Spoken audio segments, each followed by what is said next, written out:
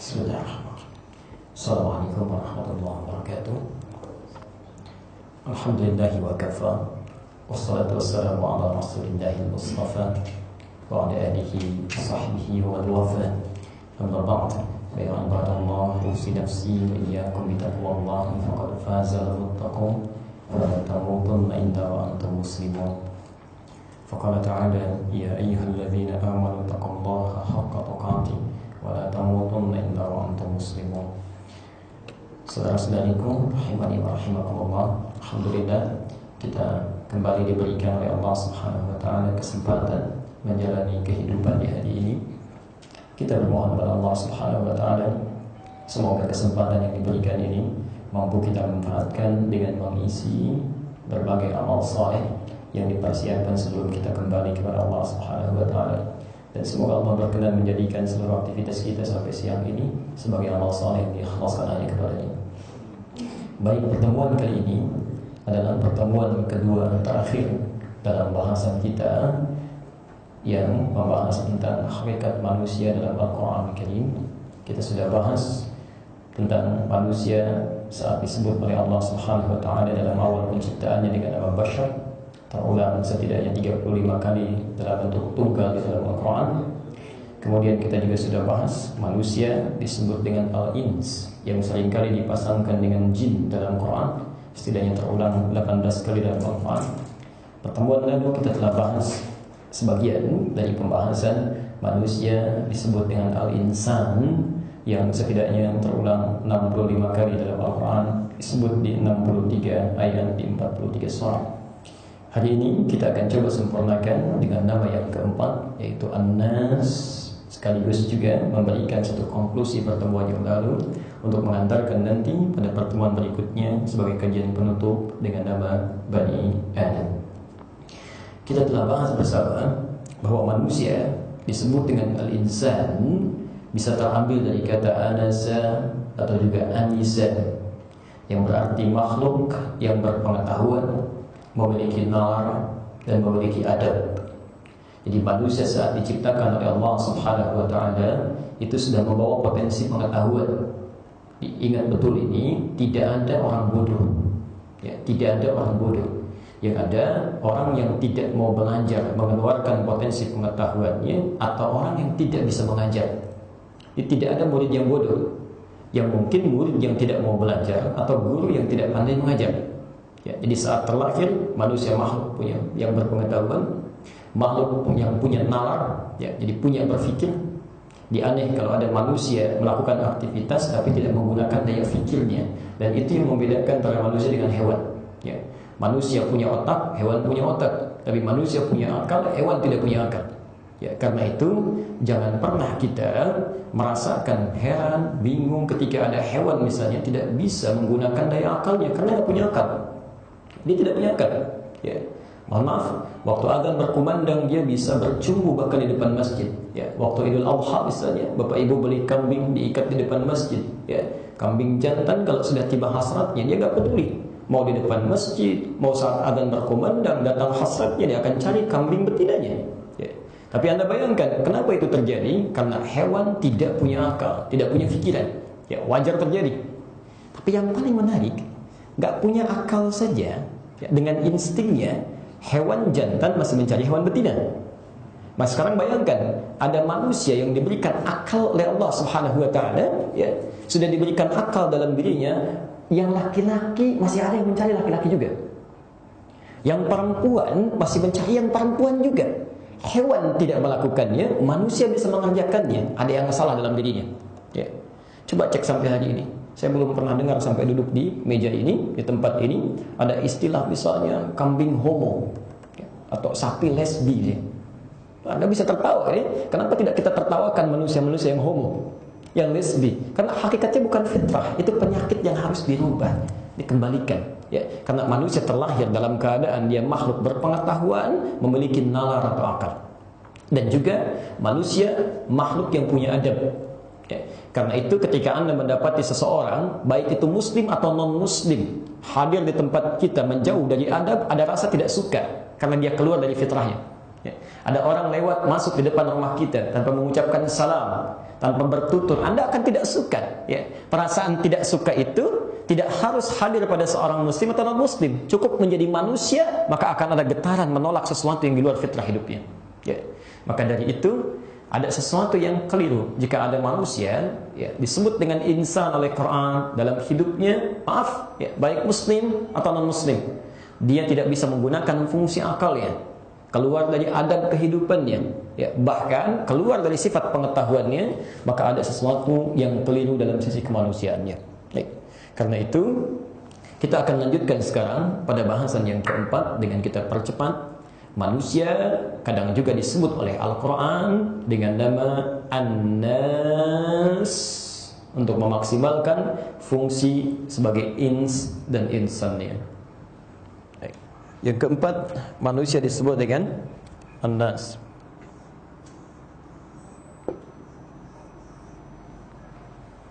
Sebelum ke sini penting saya ingatkan bahwa tadi ingat turunan katanya dari kata al-insan, dari kata al-ins, berasal dari kata anasa atau anisa yang menunjuk pada 3 fungsi kemanusiaan kita, ya. Makhluk berpengetahuan, makhluk punya nalar, makhluk punya adab. Jadi nanti akan ada di akhirat ya, manusia yang direndahkan oleh Allah Subhanahu wa taala. Hati-hati, manusia yang direndahkan oleh Allah Subhanahu wa taala dan sebutannya manusia, ya, dan dikecam karena sifatnya lebih daripada hewan. Jadi saya berikan contoh, hewan saja mengerjakan sesuatu yang standar, manusia bisa lebih daripada hewan. Ya. Hewan misalnya, maaf, singa menerkam kijang, mencabik-cabik, wajar karena singa buas. Ya. Tapi kalau manusia yang diciptakan dengan kelembutan, punya adab, kesopanan, kebaikan, bisa menerkam sesamanya, menghancurkan, bahkan ada yang memotong-motong, memutilasi, mengubur dengan terpisah, ada yang salah. Ya. Karena itu nanti di Quran surah ke-7 ayat 179 Al-A'raf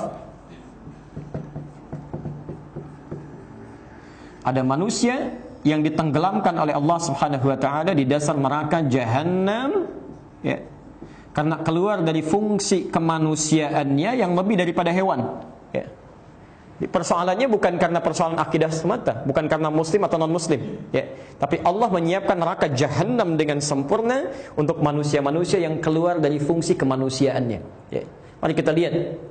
Walaqad dzara'na li jahannam, dan kami sungguh telah menyiapkan neraka Jahannam dengan sempurna. Dzara' itu sempurna, ya.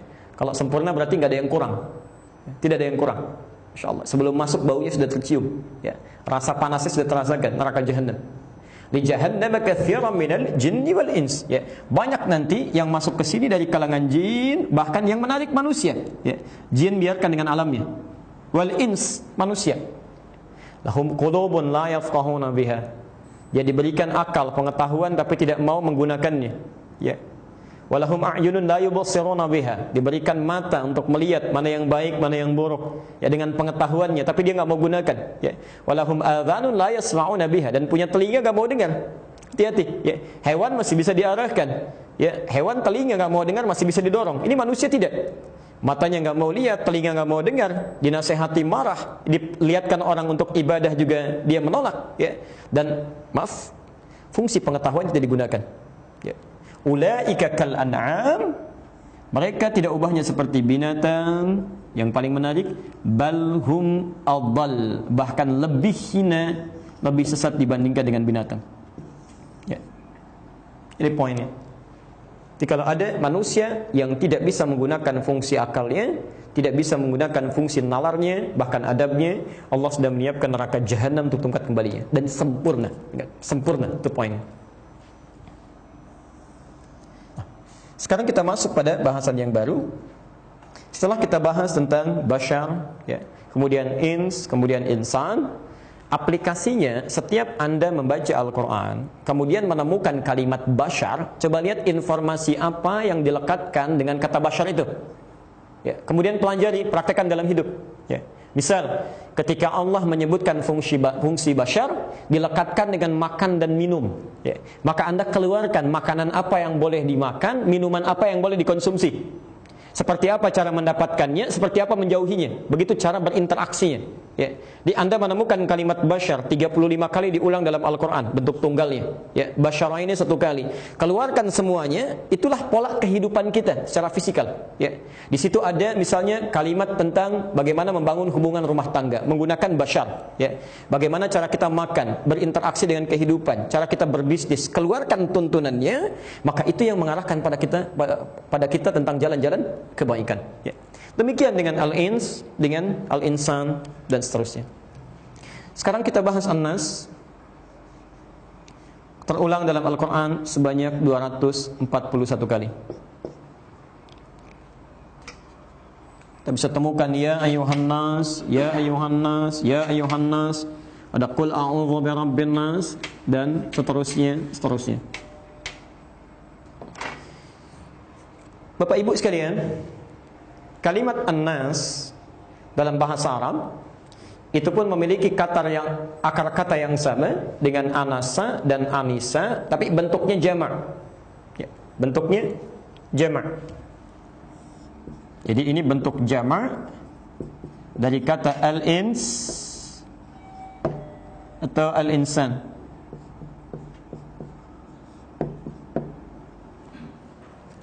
Pelan-pelan. Al-ins, fungsi manusia dari sisi adabnya, ya, dari sisi kelembutannya, keramahannya, dan sebagainya. Ya. Di Anda kalau membaca ayat Quran menemukan kalimat ins, coba lihat, jangan-jangan ada sikap kehidupan kita yang tidak sesuai dengan petunjuk Quran. Ya, termasuk kalau ingin jadi orang lembut, coba keluarkan ayat-ayat ini. Ya, termasuk ada kaitan nanti dengan ibadah. Al-insan terkait dengan sikap totalitas kita dalam menjalani kehidupan. Ya, kita sudah bahas ini.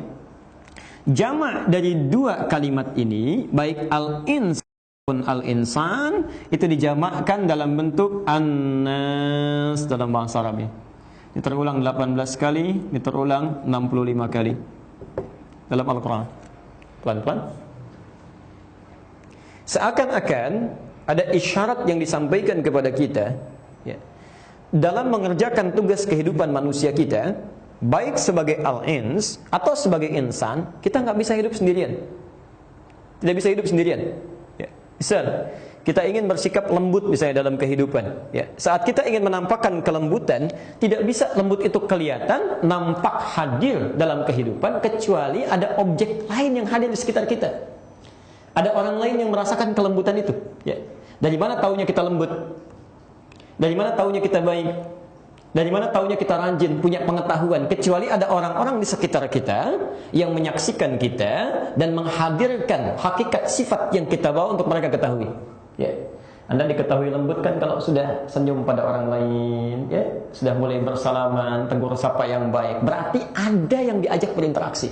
Ya. Seakan-akan Quran memberikan pesan an-nas ditunjukkan, diulang dalam Al-Quran sebanyak 241 kali itu. Pesan pertama yang disampaikan pada kita, manusia dalam mewujudkan fungsi kemanusiaannya tidak bisa berjalan sendirian. Itu yang pertama. Ya. Manusia makhluk sosial, tidak bisa hidup sendiri. Kenapa manusia disebut dengan an-nas pertama di dalam Quran? Ya. Untuk menunjukkan bahwa tidak ada manusia yang sanggup hidup sendirian. Makhluk sosial, makhluk bersama. Ya, Masya Allah. Anda pun mohon maaf ya, mustahil kita bisa menjalani kehidupan dengan sendirian. Ya. Kita mau berpakaian, siapa yang bikin pakaiannya ini? Ya, kita mau jalan ke sini, siapa yang buat jalannya, bikin sendalnya? Pakai kacamata, siapa yang bikin kacamatanya? Jangankan kacamata, ada murnya, ada kacanya, ada segalanya. Gak bisa sendirian. Ya, gak bisa. Termasuk nanti dalam urusan ibadah kita kepada Allah Subhanahu wa taala. Kita membutuhkan kehadiran orang-orang di sekitar kita untuk bisa menyempurnakan nilai kehidupan dunia dan akhirat kita. Di bagian pertama. Jadi, jika ada sebutan dalam Al-Qur'an kalimat nas disebutkan dalam ayat di Quran, itu artinya informasi yang disampaikan adalah petunjuk dari Allah bagaimana menjalani kehidupan kita secara sosial. Yang pertama. Saya hapus dulu, pelan-pelan.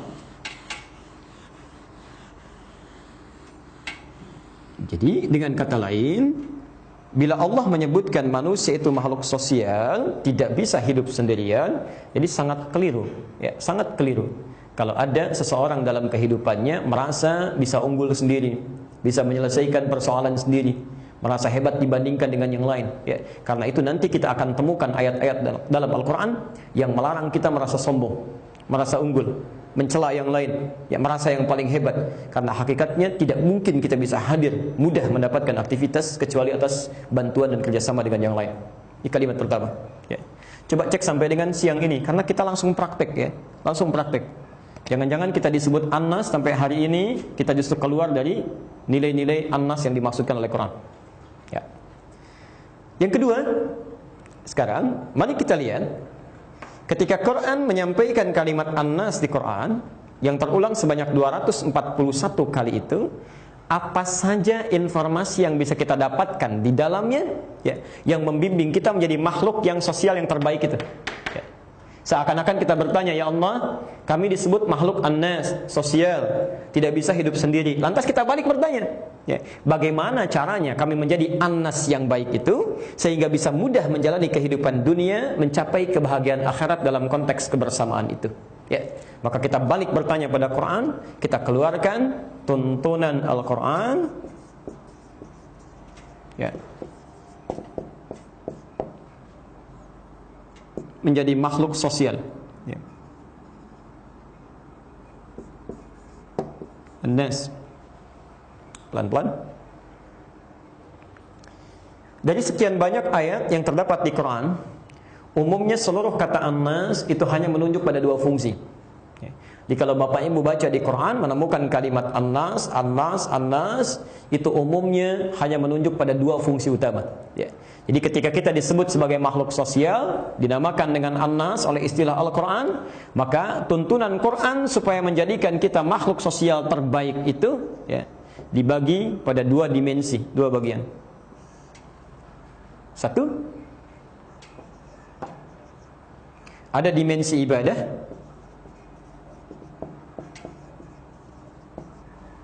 terkait dengan hablum minallah, hubungannya dengan Allah.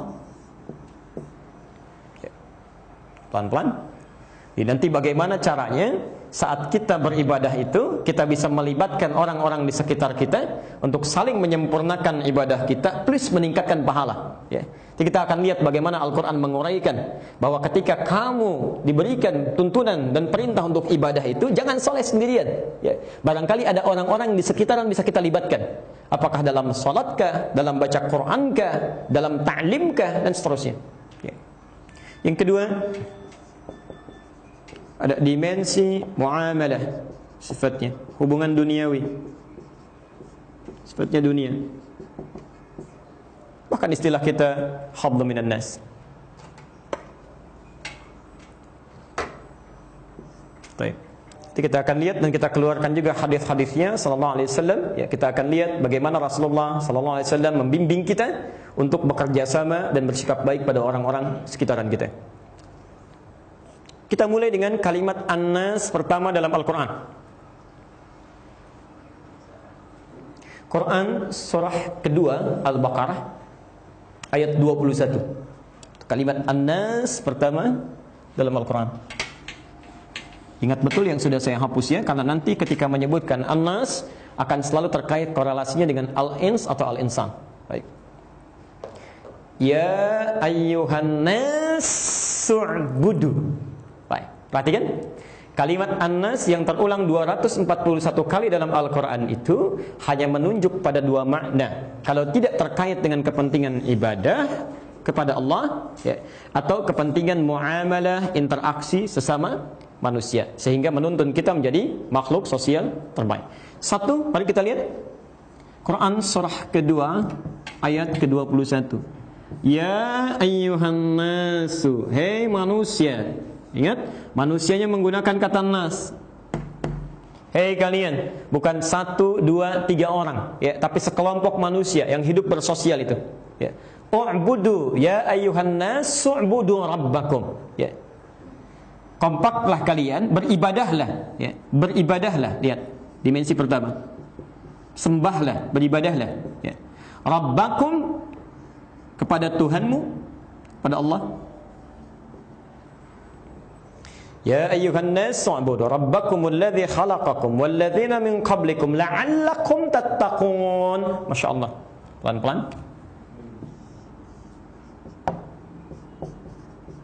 Dengan ibadah itu kalian bisa meningkatkan takwa. Saya simpan dulu ini. Baik. Lihat fungsi pertama, mari kita jabarkan. Kata Allah, "Hei manusia, kalian yang sudah hidup mengelompok, ya, yang tinggal barangkali berdekatan, yang punya suku berbeda-beda, tapi sudah membentuk komunitas, ya, ingatlah, baik kalian hidup sendirian atau kalian telah berkumpul bersama-sama, tugas utama kalian itu untuk beribadah. Ya, untuk beribadah. Ya. Jangan memahami ibadah itu kebutuhan sendiri. Bahkan saat kita berkumpul pun, baik di rumah tangga, punya keluarga, bertetangga, tugas pokoknya semua itu mesti ibadah. Ya. Sekarang mari kita lihat, pelan-pelan kita pecah. An-Nas kaitan dengan Al-Ins. Quran surah ke-51 ayat 56. Saya hapus dulu yang ini ya.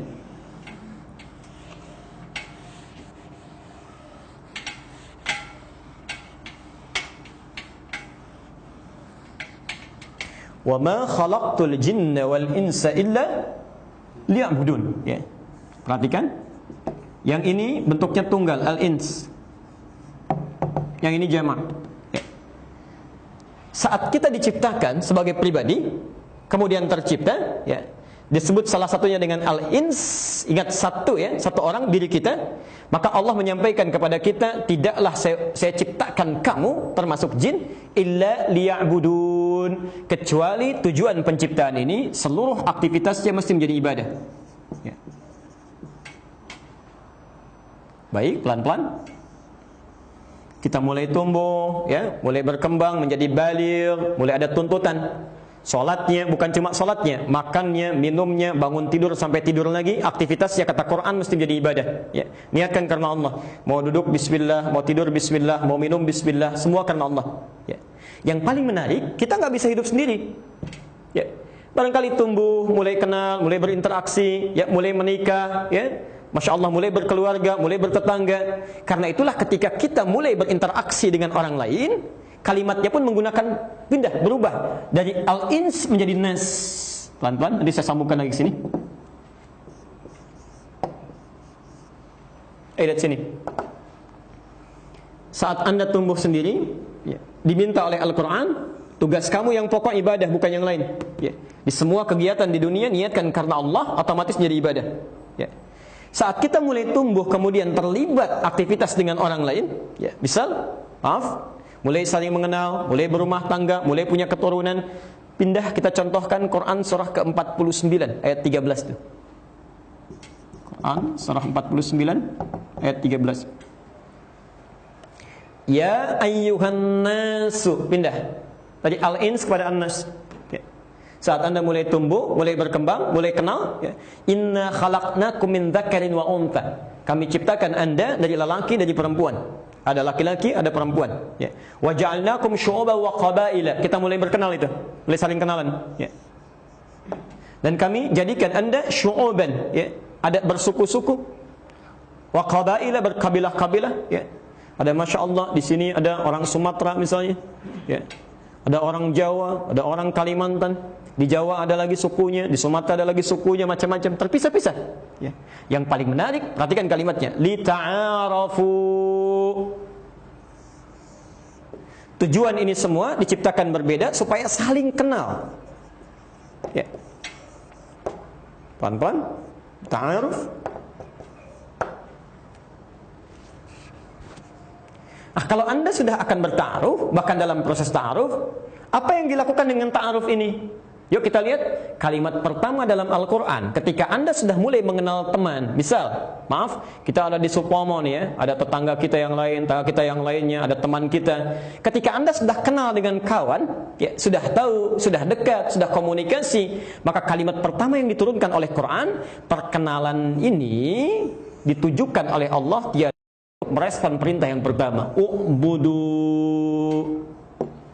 Jadikan perkenalan satu dengan yang lainnya itu sebagai satu wasilah perantara untuk sama-sama memperbaiki pola ibadah kita kepada Allah Subhanahu wa taala. Hakikatnya untuk ibadah, tidak yang lain. Ya. Kita beri contoh misal. Ya. Saya agak pelan-pelan.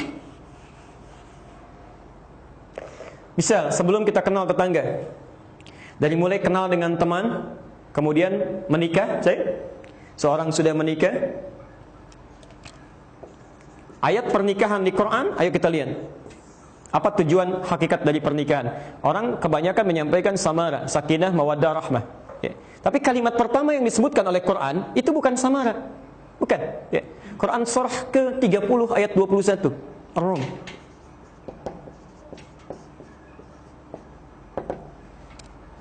Wa min ayatihi. Kalimatnya. Ya. Wa min ayatihi an khalaqa lakum min anfusikum azwaja. Ini. Pelan-pelan. Tadi di Quran surah 49 ayat 13 ya, kita saling bertemu, komunikasi. Ya, sebelum kenal dengan yang lain, barangkali ini menyatu dulu ya, dalam rumah tangga, biduk rumah tangganya. Setelah menyatu ini, kalimat pernikahannya saat menyatu itu dibuka oleh Quran dengan kata ayat. Ya, dan bentuknya jamak. Ya, seperti ini tulisannya, ayat itu jamak dari kata ayah. Ayatun. Apa artinya ayat? Ya, itu diartikan tanda. Padahal dalam bahasa Arab tanda itu ada dua kata. Yang pertama alamah. Ya, alamah itu dari bahasa Arab. Alamat. Ya, alamat itu asalnya bahasa Arab. Ya, tanda yang mendekatkan pada tujuan, itu alamat namanya. Saya dengan tahu ya, Supomo Office Park ini, tahu alamatnya lebih mudah mencapai tujuan. Kita kalau mau ke Monas, tahu jalannya, tahu alamatnya, lebih mudah sampai ke tujuan. Kita kirim paket, ditulis alamatnya jelas, lebih mudah disampaikan pada tujuan. Tidak jelas, balik lagi pada alamat pengirimnya. Itu alamat. Tapi kalau ayat, tidak pernah tersebut dalam Al-Quran namanya ayat, kecuali tanda yang mendekatkan kita dengan Allah Subhanahu wa ta'ala. Ayat itu dalam bahasa Arab tidak disebutkan kecuali tanda yang mendekatkan kita dengan Allah Subhanahu wa ta'ala, Tuhan yang hak. Ya, Tuhan yang hak. Karena itu kenapa Al-Quran disebut dengan ayat setiap untayan kalimatnya, karena setiap kita baca Quran menjadi lebih dekat dengan Allah. Kenapa mukjizat para nabi dan rasul disebut dengan ayat? Karena ketika tampak orang mudah merasakan kekuasaan Allah, lebih nyambung. Ya. Perhatikan, dalam proses pernikahan pun, penyatuan di rumah tangga, ketika seorang berkumpul dengan yang lainnya menjadi nas, kalimat yang menghalalkan pernikahan itu dibuka dengan ayat. Seakan-akan ada isyarat di Quran, hakikat pernikahan itu adalah untuk lebih mendekatkan, sekali lagi, untuk lebih mendekatkan pasangan ini dengan Allah Subhanahu wa ta'ala. Jadi kalau ada orang menikah, berumah tangga, sudah belasan tahun, puluhan tahun, justru semakin menjauh dari Allah, ada yang salah di rumah tangganya. Ada yang keliru. Ya. Seharusnya yang tadinya jarang ke masjid ketika menikah, jadi semangat ke masjid. Istri yang jarang baca Quran sebelumnya ketika menikah, rajin baca Quran. Semakin meningkat kedekatannya. Ya. Jadi minimal saja, dulu kalau mau sholat, mencari jamaah itu tidak mudah. Padahal salat jamaah itu dengan salat sendirian itu 27 derajat, Masya Allah. Ya, hati-hati ya, 27 derajat ini itu tidak ada hubungan dengan masjid, hadis terpisah. Ya, itu hadis bukan hadis tentang di masjid. Sering keliru orang memahami hadis itu. Ya, hadis ini terpisah. Salatul jamaati afdalu min salatil fardhi bi 27 derajat. Salat berjamaah lebih utama dibandingkan sendirian dimanapun dilakukan. Ya. Pahalanya 27 derajat. Jadi kalau Anda tidak bisa ke masjid karena alasan tertentu, tapi masih ada kawan di sampingnya, lakukan jamaah daripada salat sendirian. Bedanya itu 27. Ya. Jangan dilihat angkanya 27. Ya. Karena hadis tentang masjid saja tempatnya ini, ya, belum salatnya, itu bedanya 25 kebaikan. Kata Nabi, jarak 1 ke 2, 2 ke 3, 3 ke 4 dan seterusnya masing-masing 500 tahun. 1 ke 2 500 tahun, 2 ke 3 500 tahun. Ya. Hadis terpisah. Ya. Jadi dalam konteks ini Anda bisa bayangkan yang tadinya sholat sendirian, pulang ke rumah, suami datang agak terlambat, istri belum sholat isya, bisa. Kenapa Anda tidak jamaah? Jadi lebih meningkat, ya, lebih meningkat kualitasnya, lebih meningkat pahalanya. Anda bisa bayangkan.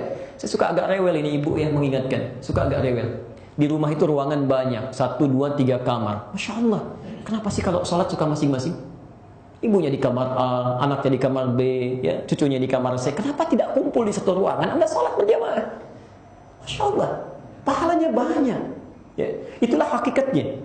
Itu baru di rumah. Ya. Kalau di rumah sudah baik, mulai lita'arafu, kenal tetangga, kenal kerabat, antar RT, antar RW, bahkan dipaksa kadang-kadang para prianya dimintakan untuk ke masjid. Ya. Di masjid mengenal, ada perkenalan terbatas dalam sholat berjamaah. Insya Allah. Ada perkenalan sepekan sekali agak luas dalam sholat Jumat. Ya. Meluas lagi, Masya Allah. Apa hakikatnya? Setelah kita saling kenal itu, tujuan utamanya bukan sekedar memudahkan kehidupan dunia. Bukan cuma bangun relasi, ya, kenalan sama si A, alhamdulillah, sekarang proyek jadi nambah, ya, sekarang diberikan jalan, sekarang punya kenalan, sekarang punya proyek baru. Bukan itu hakikatnya. Hakikatnya ketika Anda mendapatkan teman yang baru, bergabung dalam kehidupan, banyak komunitasnya, kata Allah, u'budu, diciptakan semua itu untuk berlomba-lomba, bersama, saling melengkapi, meningkatkan kuantitas dan kualitas ibadah kita. Ini kalimat pertamanya. Jadi singkatnya di sini seakan-akan Allah ingin memberikan gambaran pada kita. Ya. Satu, kita disebut An-Nas karena kita makhluk yang tidak bisa hidup sendirian. Kita butuh orang lain. Ya.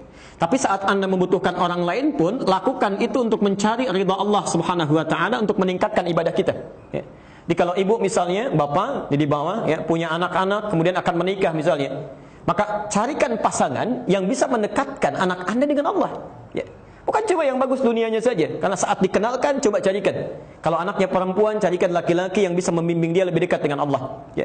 Kalau anaknya laki-laki, carikan pasangan yang bisa menjadikan dia lebih dekat dengan Allah Subhanahu Wa Taala. Ini, bodoh konteksnya ini. Ya. Demikian saat Anda mencari tempat tinggal, ya, coba cari tempat yang lebih mendekatkan diri Anda dengan Allah Subhanahu Wa Taala. Cari supaya kalau ke masjid, setidaknya kita bisa rutin ke masjid. Cari yang setidaknya ada majlis ta'lim yang bisa kita hadiri, memberikan pencerahan dalam kehidupan kita. Saat Anda kerja, mencari pekerjaan, cari tempat yang bisa mendekatkan kita dengan Allah Subhanahu Wa Taala. Itu poinnya. Ini. Wa'budu rabbakum ya ayuhan nas. Kalimat nas pertama disebut oleh Quran, dikaitkan dengan kepentingan ibadah, seakan-akan saat Anda berinteraksi dengan orang lain, cari orang-orang, tempat-tempat yang membuat kita lebih termotivasi dan meningkat ibadah kita kepada Allah Subhanahu Wa Taala. Bagian pertama. Hapus dulu. Karena itu ditutup ujung kalimatnya la'allakum tattaqun. Lihat batasannya. Ya, la'allakum tattaqun. Masya Allah. Takwa. Coba cari, ya, orang-orang, teman-teman, kerabat-kerabat dari rumah sampai keluar rumah yang bisa meningkatkan ibadah Anda, ya, memotivasi Anda ibadah, ya, dan meningkatkan kadar ketakwaan Anda kepada Allah Subhanahu Wa Taala. Masya Allah. Ya. Ternyata teman yang baik itu bukan teman yang barangkali kedudukannya tinggi, bukan teman yang sering memberikan bantuan dalam urusan dunia, tidak. Kalau dia saat yang bersamaan menjauhkan Anda dari Allah Subhanahu Wa Taala, maka ada sesuatu yang keliru di situ. Ya, ada yang salah punya teman gitu. Ya, salah punya teman. Baik, pelan-pelan. Allahumma shalli ala Muhammad sallallahu alaihi wasallam. Kami pernah menghadiri takziah satu kali. Takziah ini asalnya, ini kisah nyata dari ta'lim kami yang berlangsung di satu tempat di Bekasi, ta'lim para ummahat. Ya. Qadarullah di belakang saat sedang ta'lim akan masih di pertengahan bahasan, ada yang bersedih terlihat di belakang. Saya bertanya kenapa? Disampaikan beliau, Ustaz, ada saudari kita yang tengah dirawat masa kritis, mohon minta didoakan. Saya bilang baik, kita sempurnakan bahasan kita, lalu kita bermohon kepada Allah kebaikan. Ketika saat akan berakhir, karena Allah tiba-tiba semakin menjadi menangis di belakang. Saya bilang kenapa? Kami terima berita ternyata yang akan kita doakan itu sudah berpulang, Ustaz, sudah meninggal. Kita ucapkan inna lillahi wa inna ilaihi raji'un. Ibu sekalian, terutama yang di bawah, ketika dikabari siapa, saya bilang, yang meninggal itu Allahu Akbar. Ternyata seorang akhwat kita, saudari kita yang sudah berumah tangga, yang tadinya aktif, ya, beraktivitas bekerja menjadi pramugari, kemudian mulai kenal ta'lim, ya, lalu meninggalkan aktivitasnya ikut ta'lim. Perhatikan saking sayangnya Allah kepada saudari kita ini.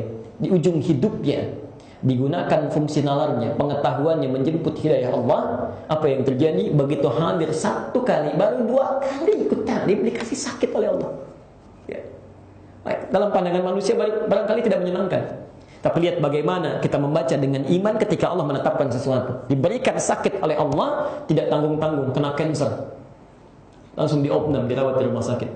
Saking sayangnya Allah pada hamba ini, diisolasi dari berbagai informasi-informasi yang negatif, ditempatkan di satu ruangan yang hanya antara dirinya dengan Allah Subhanahu wa taala. Bukankah saat sakit berpeluang dosa terampuni? Ada istighfar, ada khusus untuk kepentingan ibadah, ada permohonan banyak yang dimohonkan, ada doa-doa yang dipanjatkan. Allahu Akbar. Jadi segala pintu-pintu maksiat itu ditutup, acara-acara tertutup, dan dirinya lekat bermohon kepada Allah Subhanahu wa taala. Bahkan yang paling luar biasa, ya, paling luar biasa, dalam tanda petik, seakan-akan tidak ada kesempatan dirinya sembuh untuk keluar dari rumah sakit. Padahal kalau dibaca dengan iman, Allah mempersiapkan kepulangan dirinya dengan kepulangan yang sangat sempurna. Tidak diberikan dia sembuh keluar dari rumah sakit supaya matanya tidak melihat hal yang dilarang lagi setelah diampuni dosanya. Telinganya tidak mendengar yang keliru lagi. Langkahnya tidak melangkah pada yang salah lagi. Karena Allah sudah ampuni dari ujung rambut sampai ujung kakinya. Tidak diberi kesempatan keluar. Anda bayangkan, mendapatkan teman, ikut ta'lim, ikut belajar, mendekat kepada Allah, nas digunakan fungsinya untuk ibadah, maka Allah arahkan pada akhir hidup yang sangat luar biasa. Kita tidak tahu kapan kita akan pulang. Kita tidak tahu kapan kita akan meninggal dunia. Anda bayangkan, saat pulang ini di malam itu saya sampaikan. Karena apa yang terjadi? Ternyata saat wafatnya, saat dikuburkannya, berlangsung di malam Jumat. Anda tahu yang datang siapa? Teman-teman seprofesinya itu tidak banyak yang datang kecuali menitipkan karangan bunga saja. Turut berduka cita. Tapi Masya Allah, ternyata yang datang teman-teman taklimnya, suami teman-teman yang tak ikut taklimnya, yang mengantarkan, yang mendoakan, sampai yang menguburkan. Anda bisa bayangkan, teman 2 kali ketemu taklim itu yang hadir, mengantarkan kepergiannya. Malah teman dunia yang jauh dari ibadah itu, karangan bunga yang sampai, karangan bunganya. Dan Masya Allah saya sampaikan karena ini terjadi di satu gang, ini kami, yang ini satu gang yang lainnya lagi. Saya sampaikan, saudari kita adalah satu pengingat dari Allah Subhanahu wa taala untuk kita bisa meningkatkan amal soleh secara bersama-sama untuk persiapan kembali kepada Allah. Karena kita tidak tahu kapan malaikat maut akan kembali. Mungkin malam kembali lagi komplek kita. Anda tahu apa yang terjadi? Besok malamnya cuma numpang lewat di komplek kami, masuk komplek sebelah. Yang ini laki-laki. Ya, salah satu pensiunan di salah satu perusahaan, ya, perusahaan minyak di Indonesia, meninggal dunia. Ya, Masya Allah, apa yang terjadi? Ini dikenal oleh masyarakat sekitar sebagai ahli masjid, khususnya di salat subuh. Begitu keluar dari perusahaannya, selesai masa baktinya, Masya Allah mendawamkan ibadah, cuma salat subuh rajin ke masjid, interaksi. Itu pun tidak kalah mulia dengan yang pertama. Ya, dimuliakan oleh Allah yang mengantarkannya, menyolatkannya, mengebumikannya semua orang-orang masjid. Kemana teman-temannya selama 50 tahun kurang lebih bekerja? Karangan bunganya. Ya, Anda bayangkan. Karena itu ketika Anda mencari teman, termasuk Anda menyekolahkan anak Anda, cucu Anda, coba carikan tempat yang mengangkat nilai ibadahnya di mata Allah Subhanahu wa taala. Carikan, ya, jangan cuma dunia yang difikirkan. Ya. Maaf ya, kadang-kadang saya sering saksikan kata pertanyaan bagaimana caranya doa yang baik supaya anaknya soleh, anaknya baik, bapaknya bangun, ibunya menangis di malam hari, tapi isi perilakunya tidak sama dengan doanya. Ibu meminta supaya anaknya bisa menjadi anak yang soleh, rajin sholat, pandai baca Quran, tapi disekolahkan di tempat yang tidak pernah mengajarkan sholat. Ya. Disekolahkan di tempat yang tidak pernah memperkenalkan Quran. Bagaimana anaknya bisa rajin sholat? Karena itu nasu'budu. Kalau Anda ingin titipkan anak Anda dalam satu komunitas, maka carikan tempat yang mendekatkan dia dengan Allah Subhanahu wa taala. Ya. Maka kata Allah, cirinya apa? Kalau ibadahnya sudah naik, maka ciri pertama takwanya yang meningkat. Ya. Di ibadah oleh Quran, ketika dimintakan kepada kita untuk dilakukan kaitan dengan fungsi an-nas, ditutup dengan kalimat takwa. Sekarang mari kita lihat pelan-pelan. Kita lihat pelan-pelan. Kira-kira ibadah apa yang di dalam Al-Quran selantiasa disandingkan dengan kata takwa? Ya. Yuk kita lihat pelan-pelan Al-Baqarah ayat kedua sampai dengan ayat yang kelima itu.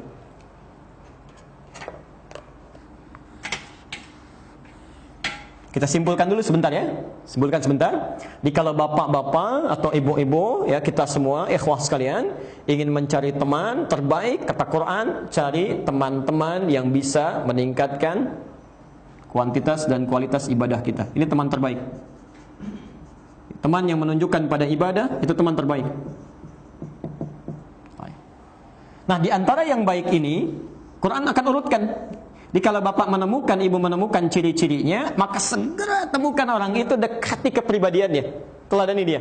Karena hakikatnya itu orang terbaik. Jangan tinggalkan. Jangan tinggalkan. Baik. Yuk kita lihat. Dzalikal kitabu la raiba fi. Semua isi Quran itu jangan pernah diragukan. Jadi kalau Quran sudah mengatakan gaul dengan orang terbaik, ukurannya bukan dunia tapi ibadah, jangan ragukan ini. Jangan ragukan. Kalaupun kita dapatkan orang, misal, maaf, sisi dunianya biasa-biasa saja, tapi kehormatan akhiratnya begitu tinggi, itu orang terbaik. Walaupun orang menjauhinya, hakikatnya Allah tampilkan untuk kita. Pelan-pelan. Yuk kita lihat, kalau sudah seperti itu, hudan lil muttaqin, maka Allah akan berikan petunjuk pada orang-orang yang bertakwa. Ya Allah, siapa orang takwa ini? Lihat amalannya. Lihat amalannya. Di sini kita akan tentukan teman-teman terbaik tadi. Alladzina yu'minuna bil ghaib. Satu, yaitu orang-orang, kalau diterjemahkan di dalam mushaf, ya, yang beriman pada yang gaib. Pelan-pelan. Yang gaib itu artinya Allah, ya. Dia yakin beriman kepada Allah. Gaib itu tidak tampak dalam pandangan, ya. Jadi kalau kita yakin pada sesuatu yang nampak disebut dengan ilmu. Tapi kalau kita yakin pada sesuatu yang belum kelihatan, ya, secara kasat mata, itu iman namanya. Misal, ini apa? Spidol, ya, spidol. Kalau saya bilang ini handphone, percaya tidak? Tidak, karena akal kita menolak. Karena ini sudah dilihat oleh sumber pengetahuan kita, ya. Sesuatu yang nampak lewat pengetahuan, kelihatan di indera, namanya ilmu. Tapi kalau kita belum lihat, belum ketahuan, tapi kita yakini betul itu iman namanya. Itu iman, ya. Sekarang perhatikan, orang baik yang pertama, kata Quran, adalah orang yang beriman, yakin dengan Allah subhanahu wa ta'ala, tapi kalimat imannya itu selalu menggunakan kata yu'min, yu'minun. Di Quran ada 3 jenis kata iman. Satu, amanu, dalam bentuk jamak, amanu, ya ayyuhalladzina amanu kutiba alaikumussyam, ya ayyuhalladzina amanu awfu bil uqud, amanu. Kedua, yu'minun. Ketiga, al-mu'minun. Bentuk jamak ketiga-tiganya, ya. Pelan-pelan. Satu, amanu, bentuk tunggalnya amana, amanar rasulu bima unzila, dan seterusnya, ya. Kedua, yu'minun. Ketiga, al-mu'minun. Bentuk tunggalnya mu'min. Saya terangkan dengan cepat. Amanu, ya, bila disebutkan dalam Al-Quran, ini menunjuk pada pemilik iman dalam tingkatan yang standar, masih dasar. Jadi kalau orang sudah mengucapkan asyhadu anna ilaha illallah wa asyhadu anna muhammadar rasulullah, masuk Islam dia, maka panggilannya oleh Quran dipanggil dengan kalimat amanu. Mana yang standar? Masih standar.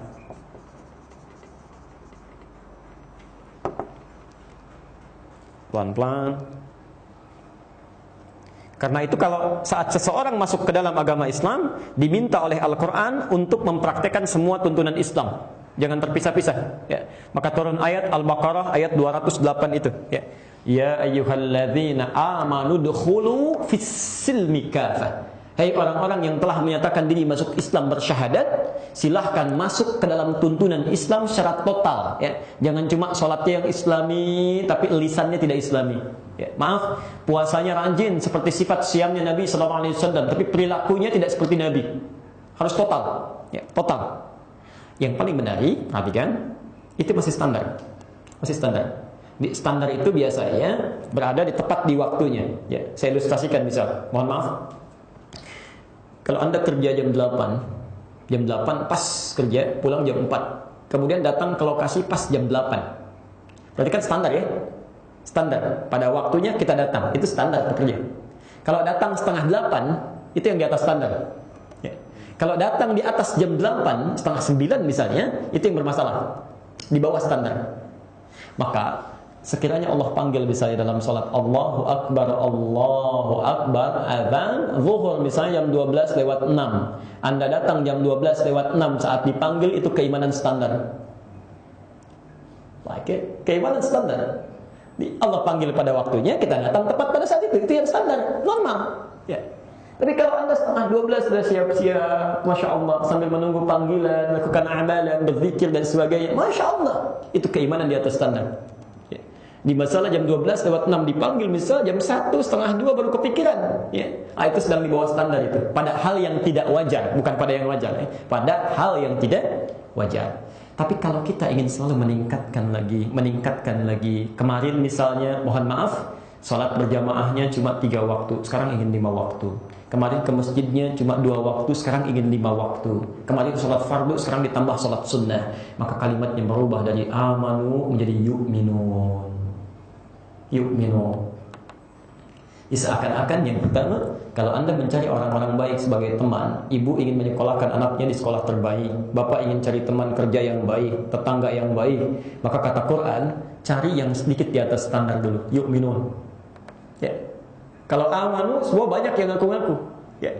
Ada yang mengatakan saya beriman, tapi barangkali jarang sholat. Ya. Kalau ditanya beriman, lisannya beriman, di KTP-nya Muslim, orangnya Islam. Ya, Masya Allah. Anda semuanya terpenuhi kalimat syahadatnya bisa mengucapkan. Cuma saat diminta sholat agak susah misalnya, baca Qurannya agak sulit. Nah, itu belum termasuk kepada kadar yang terbaik. Kalau kita ingin cari teman yang terbaik, kata Quran, yu'minun. Yu'min itu fi'il mudhari. Kalau dalam bahasa Inggris punya 3 artinya setidaknya. Ya, present, continuous, dan future. Baik sekarang, terus, ataupun nanti terus dia tingkatkan. Ya. Di ketika dia datang ke masjid subuh, dia sudah bercita-cita, zuhur pun saya ke masjid, ya. Asar pun saya ke masjid. Qadar Allah, kalaupun tidak ke masjid, dia sudah berusaha. Ya. Maka kalau Anda mencari orang-orang terbaik, ya, kalau kita temukan misalnya sesama orang Islam, maka ukuran yang pertama yu'min, cari yang imannya itu agak lebih bagus. Ya, jelas sampai sini? Pelan-pelan, satu. Kalau ada kelihatan yang sama, misal kelihatan yang sama, ya. Ada lagi ukurannya, ada wa yuqimunas shalah. Insyaallah. Kalimatnya menggunakan yuqimun, as-salatnya ditulis seperti ini. Saya turunkan ke sini, mohon fokus betul Bapak Ibu sekalian. Kalau mushafnya tulisannya berbeda dengan apa yang saya tuliskan, berarti di mushafnya keliru ya. Mesti diperbaiki. Ya. Lihat sini, tulisan salatnya mesti begini. Mesti begini. Ya. Karena salat bisa ditulis dengan 2 cara. Bisa begini yang paling bawah, as-salah. Nih. Bisa seperti yang di atas yang kedua. Perhatikan perbedaannya. Kalau ditulis dengan yang pertama, ini bentuknya hanya tunggal, singular, cuma 1. Jadi baik dari segi tulisan ataupun makna cuma 1. Tapi kalau ditulis begini, ini tulisan punya makna ganda. Tulisan ini menggabungkan antara 1 dengan banyak. Dia bisa berarti singular, tunggal. Bisa berarti jamak. Perhatikan bagaimana Masya Allah keindahan bahasa Quran itu. Ya, dalam tulisan pun dicari tulisan yang bisa merangkumnya. Ya. Bisa berbentuk tunggal, bahasa Arabnya mufrad, ya. Bisa berbentuk jamak, ya. Tunggal dan banyak. Perhatikan pelan-pelan. Kenapa ini bisa disebut tunggal? Dibaca tunggal dan jamak, ya. Bahkan kita bisa baca misalnya shalah, alladzina yu'minuna bil ghaibi wa yuqimunas shalah, tunggal, ya. Atau shalah dalam riwayat Warsh. Tapi juga bisa dibaca dengan sholawat, ya. Seperti di Al-Baqarah 238 itu, ya. Hafidhu 'alas sholawati was sholatil wusta, ya. Jagalah oleh Anda waktu-waktu salat, bentuknya jamak. Ya, jamak bentuknya. Dan taknya nanti akan dibuka menjadi ta maftuhah, ya. Sekarang perhatikan. Kenapa ini bentuk jamak tapi juga bisa diartikan dengan tunggal? Seakan-akan memberikan pesan kepada kita, lihat sini, karena salat yang diturunkan oleh Allah diwajibkan kepada kita, itu bentuknya bukan 1, banyak. Ya. Ada berapa salat yang pokok yang wajib? 5. Ya, 5. Kita bisa lihat di Quran surah 17 ayat 78 itu kan. Aqimis salata liduluki syamsi ila ghasaqil laili wa Qur'anal fajri. Ada 5 waktu, ya. Dari mulai tenggelamnya matahari tergelincir sampai dengan matahari tenggelam sampai malam plus salat fajar 5. Zuhur, asar, maghrib, isya. Yang paling menarik, ini yang paling indah. Yang 5 ini kata Quran. Baik. Mungkin habis baterainya. Yang paling menarik, yang 5 ini oleh Quran diminta dijaga, ya, minta dijaga sekalipun kita menunaikannya tidak bisa berjamaah sendirian. Lihat cara memahaminya ya. Lihat cara memahaminya. Wa yuqimunas shalah. Ya. Kenapa kalimat salatnya bisa ditulis dalam bentuk jamak dan tunggal? Ada pesan di situ disampaikan pada kita, salat yang dimintakan untuk dikerjakan, yang wajib bukan satu, lebih banyak. Dijelaskan di Al-Baqarah di Al-Isra ayat ke-78 ada 5 waktu. Diminta di Al-Baqarah 238 untuk dijaga yang 5 waktu itu. Hafizu 'alas shalawati. Dan ketika diminta menunaikan, ini kalimat bisa dibaca tunggal, sholat. Maksudnya, jaga semua sholat yang 5 itu. Kalau nggak bisa berjamaah, Anda tetap harus tunaikan, walaupun cuma sendirian. Jelas ya?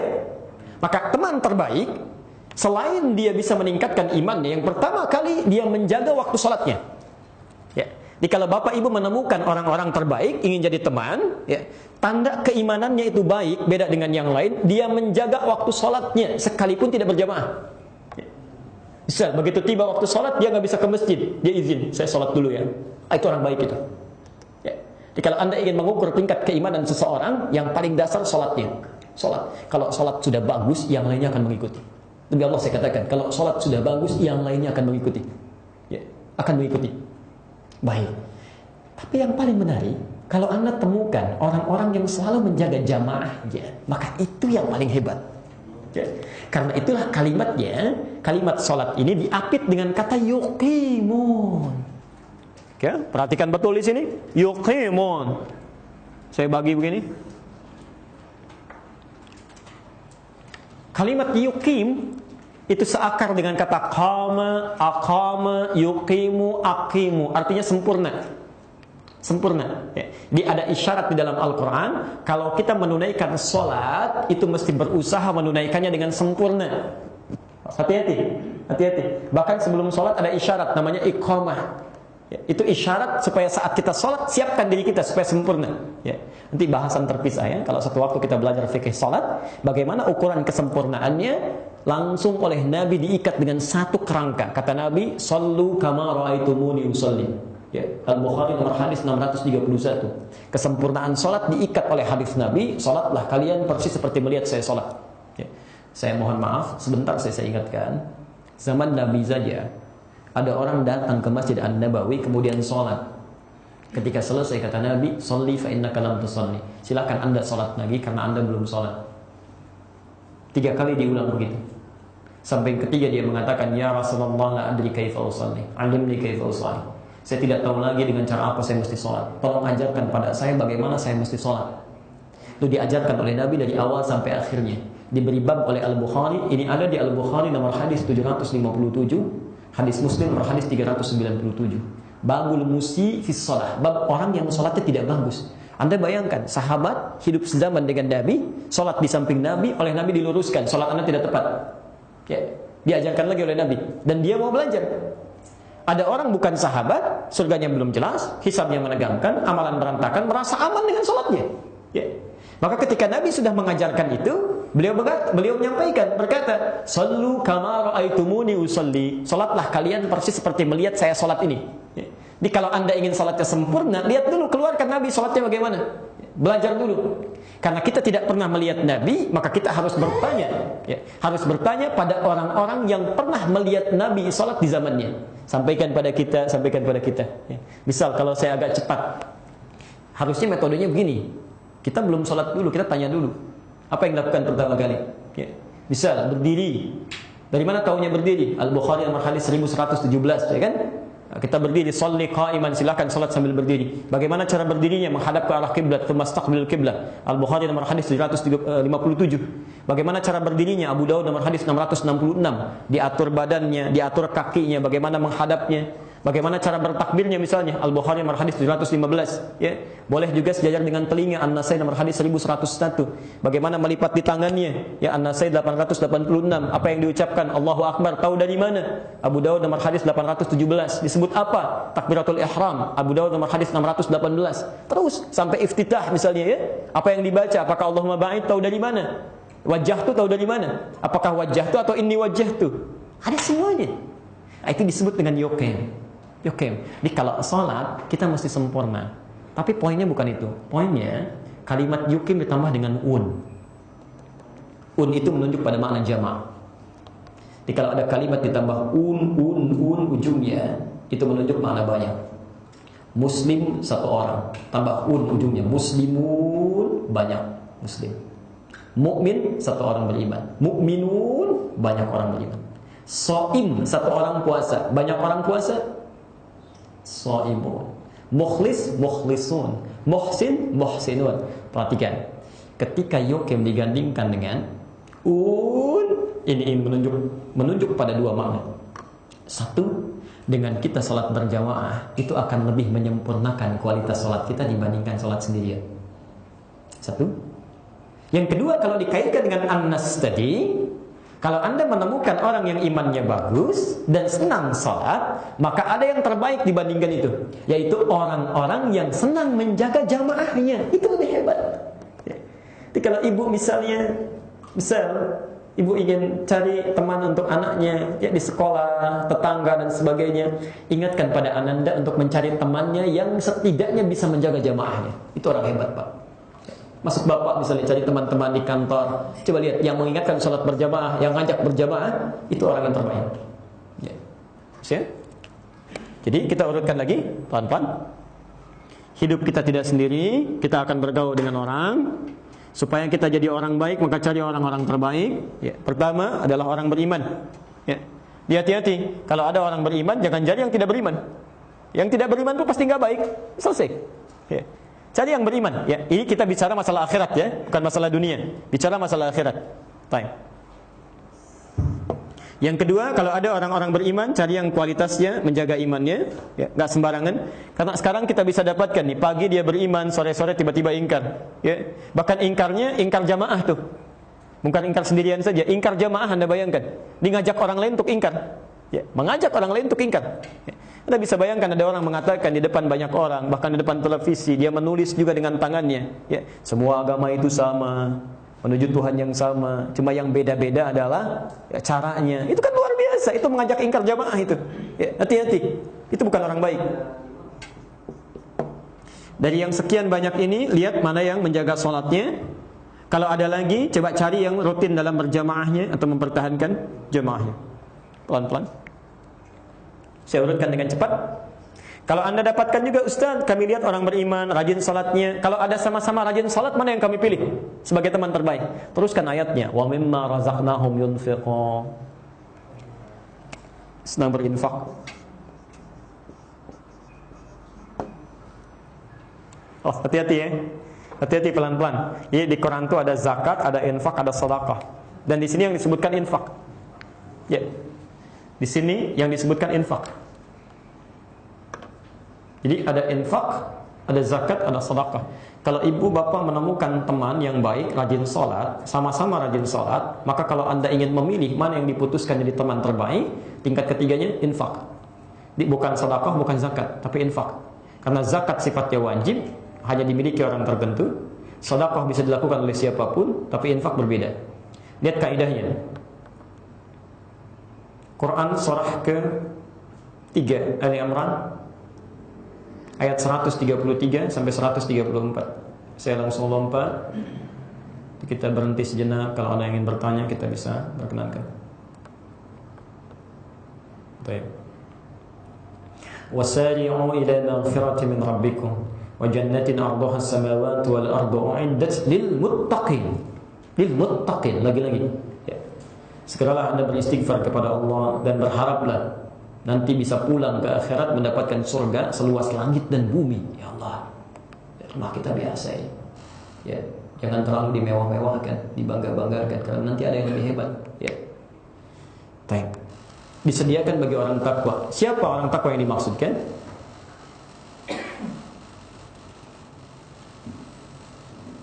Siapa orang takwa yang dimaksudkan? Perhatikan ayat 134-nya. Alladzina yunfiquna fis-sarra'i wad-dharra.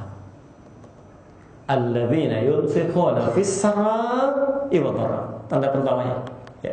Kalau Anda sudah mendapatkan yang rata, yang sholatnya bagus, jaga keimanannya baik, maka coba cari orang yang Masya Allah, dia bisa berinfak dalam keadaan dia mampu melakukannya, maksudnya lapang, ataupun sedang sulit pun masih mau membantu juga. Ya, sedang sulit pun masih mau membantu juga. Jadi ukuran infak ini diukur oleh Quran. Teman terbaik itu selain rajin kelihatan salatnya, dia bisa membantu dengan infaknya dalam suka dan duka. Ya. Jadi kalau Anda melihat rajin salat, ya membantu saat suka saja, saat duka dia nggak bantu, ukurannya di bawah itu. Belum baik. Ya. Saat suka dan duka, saat duka pun dia hadir. Dia hadir, itu yang paling hebat, yang paling bagus. Ya. Bahkan nanti kenapa umat Ansor dipuji oleh Quran sampai diabadikan di Quran surah 59 ayat yang ke-9 itu. Anda bisa bayangkan, karena infak ya, bukan karena salatnya. Ya. Kaum Ansar dipuji oleh Quran di Quran surah 59 Al-Hasyr, ya. Al-Hasyr itu perhimpunan di hari kiamat nanti, ya. Ada orang-orang yang dihimpun di hari kiamat membawa kebanggaan amalan, ya. Wa yu'thiruna ala anfusihim walau kana bihim khassasah. Kata Quran, mereka itu ada kalangan orang-orang hebat yang mampu memberikan bantuan kepada orang lain walaupun pada hakikatnya dirinya sendiri sedang butuh. Ya, sedang butuh. Ya. Anda bisa nggak terbayang? Ada orang-orang sedang kehausan datang, ya, lalu tiba-tiba disambut oleh orang bawa minuman. Yang lapar disambut oleh orang bawa makanan. Yang bawa minuman sendiri itu sedang haus tapi dikasih orang. Ya. Yang sedang lapar pun menerima makanan dari orang yang sedang butuh makanan. Satu kali Nabi menyampaikan, satu kali ada seorang tamu datang, kata Rasulullah, ada tamu datang, siapa yang bisa menjamu? Ringan saja seorang mengangkat tangannya, ana ya Rasulullah. Ya. Harap-harap duga-duga orang kaya. Ternyata kata Nabi, silahkan kau jamu. Malam-malamnya, Masya Allah, istrinya diminta menidurkan anak-anaknya lebih dulu. Lampunya dipadamkan, ya, cahaya dipadamkan, digelapkan. Tiba-tiba orang ini menyediakan makanan, sudah disiapkan, dia temani makan, membunyi-bunyikan saja. Bunyi-bunyikan bejananya. Masya Allah. Ternyata semalaman itu keluarga ini menahan lapar untuk memuliakan tamunya karena cuma punya jatah satu makanan saja. Satu makanan. Keesokan harinya Rasulullah SAW menyampaikan, Masya Allah, telah nampak ahli surga lah kalau dalam bahasa kita. Ahli surga, keluarga ahli surga. Anda bayangkan, wa yu'thiruna ala anfusihim walau kana bihim khassasah. Dirinya sendiri butuh makanan, ditahan semalaman. Yang penting orang ini bisa makan. Bisa bayangkan. Kalau Anda menemukan yang seperti itu luar biasa. Ikrimah anaknya Abu Jahal, ya, masuk Islam, jadi penunggang kuda paling hebat, berjihad, Pak. Tidak banyak orang tahu kisahnya. Satu kali beliau sudah menunjukkan kehebatannya, ya, sebagai penunggang tunggal terbaik, pemotivasi, semangat. Tadinya orang ciut, ya. Saat beliau masuk menerobos pasukan musuh, dibuka jalan oleh beliau, ya, sampai sekaratnya. Ketika sudah tertaklukkan, dibuka fatah, kadar Allah terlihatnya Ikrimah ini dalam keadaan sekarat. Satu prajurit bawa air minuman. Kata Ikrimah ketika akan diambil, beliau melihat di antara temannya juga sedang kehausan, berikan pada si fulan. Ketika diberikan pada si fulan, dia melihat temannya lagi kehausan, berikan pada si fulan. Ketika si fulan akan minum, kata si fulan, nunjuk lagi ke Ikrimah, berikan pada si fulan. Ketika akan diberikan pada Ikrimah, Ikrimah syahid, meninggal. Ketika dikejar lagi pada si fulan yang ditunjuk Ikrimah, dia pun syahid. Ketika ditunjuk lagi yang satunya lagi, dia pun syahid. Allah. Semuanya syahid karena Allah. Dan punya nilai plus syahid dalam keinginan masih ingin membantu kawan yang sedang punya kesulitan. Kita ada di mana? Ahli surga, sahabat Nabi, dalam keadaan syahid dia masih bisa beramal soleh. Bantu si fulan. Ada orang belum jelas surganya, tidak tahu bagaimana menentu hisabnya. Allah sudah kirimkan amal soleh di hadapannya, masih belum dikerjakan juga. Memang sholatnya rajin ke masjid, tapi ketika Allah datangkan banjir supaya dimunculkan nilai yunfiqunnya, dia cuma bisa menonton, direkam, dikirim berita, pasang status, padahal tiap hari dia salat. Allah, apa yang kurang? Ya, ada sesuatu yang harus nampak dalam kehidupan kita. Jadi, kalau Anda ingin cari teman terbaik, yunfiquna fis sarai wal dharra, dia hadir di sekitaran kita, bukan cuma salatnya. Salat kelihatan bagus, dia bisa mengerti kita, bantu kita mengarahkan pada kebaikan. Ini poinnya, ya. Dan yang keempat, saya percepat, jadi kita berhenti pada sisi yang kelima. Walladzina yu'minuna bima unzila ilaik. Ya, dan orang yang gemar berinteraksi dengan Al-Quran. Jadi kalau Bapak menemukan yang ini, ada orang sholat, ini yang terbaik. Plus sholat dengan infak, ini yang terbaik. Yang keempat, Ustaz, bagaimana kalau ada orang sudah rajin infak juga, bagus juga, ada yang lebih baik? Ada. Bila dia juga menjadi seorang pecinta Al-Quran, berinteraksi dengan Al-Quran. InsyaAllah.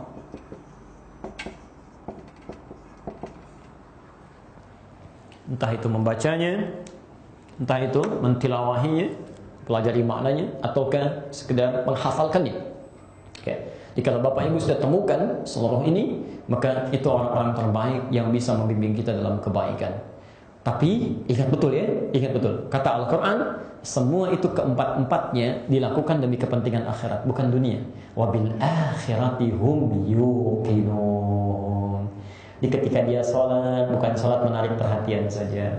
Ya, memang dia saja yang bisa sholat, saya juga bisa. Tek ke masjid, berangkat sampai kelihatan. Ya, tak ada teman anak ibu misalnya ya, atau anak bapak suka main ke rumah, dimatian waktu sholat misalnya tiba-tiba dia cepat pengen main ke masjid, ya ingin menunaikan sholat. Lihat, apakah betul-betul dilakukan benar dia untuk sholat atau karena ingin menarik perhatian saja? Karena ada orang yang sholatnya ria, ada alladzina hum yura'un. Ya. Awas hati-hati. Fawailul lil musallin alladzina hum an salatihim sahun alladzina hum yura'un. Ada orang yang sholatnya ria. Hati-hati. Ya. Ada yang infaknya juga ria, bermasalah. Al-Baqarah ayat ke-264. Ya ayyuhalladzina amanu la tubtilu shadaqatikum bil manni wal adha kalladzi yunfiqu malahu ria'an nas. Ria. Ya. Ingin dilihat orang saja, bantu pamer macam-macam, diupload, dilihatkan. Lihat, itu bukan orang terbaik. Semua yang dapat ini dikerjakan demi kepentingan akhiratnya. Jadi mereka sayang pada bapak dan ibu demi akhirat. Ya. Jadi kalau bapak ibu sedang menemukan orang-orang seperti ini sumber kebahagiaan. Jangan pisahkan. Kalau punya teman yang mengajak Anda pada sholat yang baik, ya, rajin membaca Quran, senang dengan ta'lim, itu hakikatnya Allah sedang hantarkan. Anda sedang diberikan anugerah. Jangan tinggalkan. Karena tidak mudah menemukannya. Itu sumber kebahagiaan. Karena itu ditutup di ayat kelimanya, sekaligus kita menutup bahasan kita. Lihat kalimatnya. Ulaika ada hudan min rabbihim wa ulaika humul muflihun. Kalau Anda sudah bisa menemukan orang-orang seperti ini, kemudian saling mengisi dalam kebaikan, maka yang pertama kata Allah, ulaika ala hudan. Ada hudan, ada ala hudan, itu beda. Zalikal kitabu la raiba fi hudan. Tapi yang di bawah ulaika ala hudan. Lain. Ya. Kalau hudan itu diberi petunjuk. Kalau ala hudan selalu dinaungi petunjuk. Selalu dinaungi petunjuk. Kalau hudan minta sekarang diberikan selesai. Ya Allah, mohon mudahkan urusanku. Diberikan oleh Allah saat itu saja. Selanjutnya belum tentu diberikan. Itu hudan namanya. Ya. Kita mau berangkat hujan, sampai depan ada ojek payung. Dikasih. Ya, itu hudan namanya. Selesai di situ dibayar, nggak dapat lagi. Sambil nunggu angkot naik, keluar dari angkot hujan juga, ojek payung nggak ada. Maka hudan itu yang pertama. Tapi kalau ala hudan kemanapun diiringi, dinaungi. Jadi bila ada orang-orang yang masya Allah ya mendekat kepada Allah demi kepentingan akhiratnya, dekat dengan Allah, lalu kemudian dia juga punya teman-teman yang baik, teman-teman yang dekatkan dengan Allah, ya masya Allah meningkatkan imannya, maka komunitas ini akan dijaga oleh Allah Subhanahu Wa Taala. Anda tingkatkan iman, naikkan takwa, maka masya Allah keberkahan akan dibuka oleh Allah, akan dibuka. Dinaungi dalam kebaikan. Dari Al-Quran surah ke-7 Al-A'raf ayat 96 itu. Walau anna ahlal qura amanu wattaqau lafatahna 'alaihim barakatin minas samaa'i wal ardh. Kalau satu penduduk bumi, ya, satu penduduk satu komunitas, ya, beriman dan bertakwa kepada Allah, ini tingkatkan ini. Lafatahna 'alaihim barakatin minas samaa'i wal ardh. Kalau satu sukomo ini bukan satu orang, dua orang, kompak seluruhnya, sama-sama ke masjid bareng-bareng, saling ingatkan baca Quran, ingatkan tahajud, ingatkan ta'lim. Masya Allah, keberkahan diturunkan. Itu sudah yakin kok, janji Allah. Sudah janji Allah. Ya. Dan yang paling hebat, wa ulaika humul muflihun. Hidupnya pasti bahagia. Hidupnya pasti bahagia. Ya. Kalau bapak ibu misalnya ingin mendapatkan kebahagiaan, ya, mulai dari lingkup terkecil dulu ya. Ya, saat pulang coba praktekkan. Kita baru ambil satu bagian ini ya, baru ibadah saja. Prakteknya begini, pulang ke rumah, jangan dulu lihat tetangga keluar rumah. Coba cek penghuni rumah. Karena itu nas pertama. Ada suami, ada istri, ada anak-anak, ada mungkin cucu tinggal di satu rumah. Coba lihat. Kalau Anda belum mendapatkan kebahagiaan dalam hidup, seringkali masalah tidak tuntas. Seringkali solusi tidak pernah hadir, ya.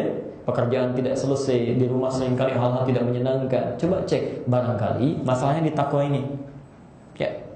Satu di antara penghuni rumah, ada yang sholatnya tidak perhatian, baca Qur'annya tidak dijaga, kan? Tidak pernah memperhatikan satu dengan yang lainnya. Coba cek deh, para ibu yang akhwat saudariku yang ada di bawah ini, kadang-kadang suka begitu perhatian pada orang lain, tapi di dalam rumah sendiri nggak dilihat. Ada orang yang perhatiannya tajam sekali, ya, masya Allah. Semut di ujung lautan bisa kelihatan, tetangga yang tidak pakai hijab bisa kelihatan dan sebagainya. Tapi anak sendiri yang perempuan, yang hadir di lingkungan rumah nggak pernah nampak. Coba dilihat. Ya, ku anfusakum wa ahlikum nar, selamatkan. Bawa. Coba bicara, praktekkan.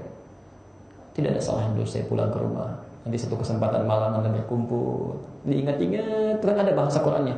Menjelang waktu subuh itu waktu sahar. Coba Anda kumpul, koreksi diri. Quran surah ke-51 ayat 18 itu.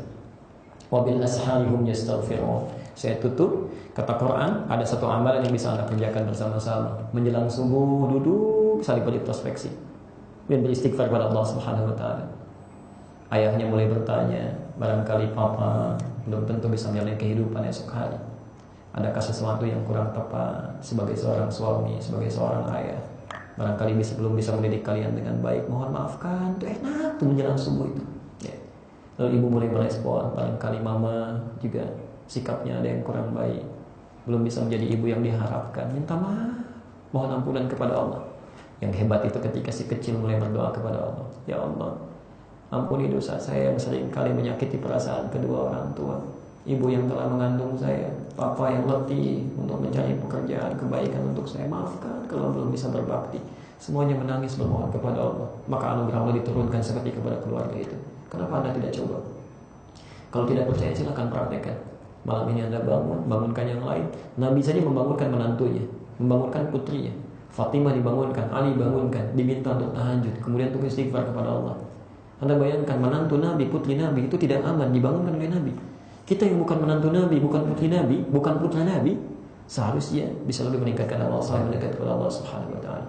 Karena kita belum aman dan satu saat kita bisa berpulang kepada Allah Subhanahu wa taala. Baik. Sekira itu gambaran tentang An-Nas pada sisi bagian yang pertama. Saya akan coba jawab dulu, ada pertanyaan yang masuk.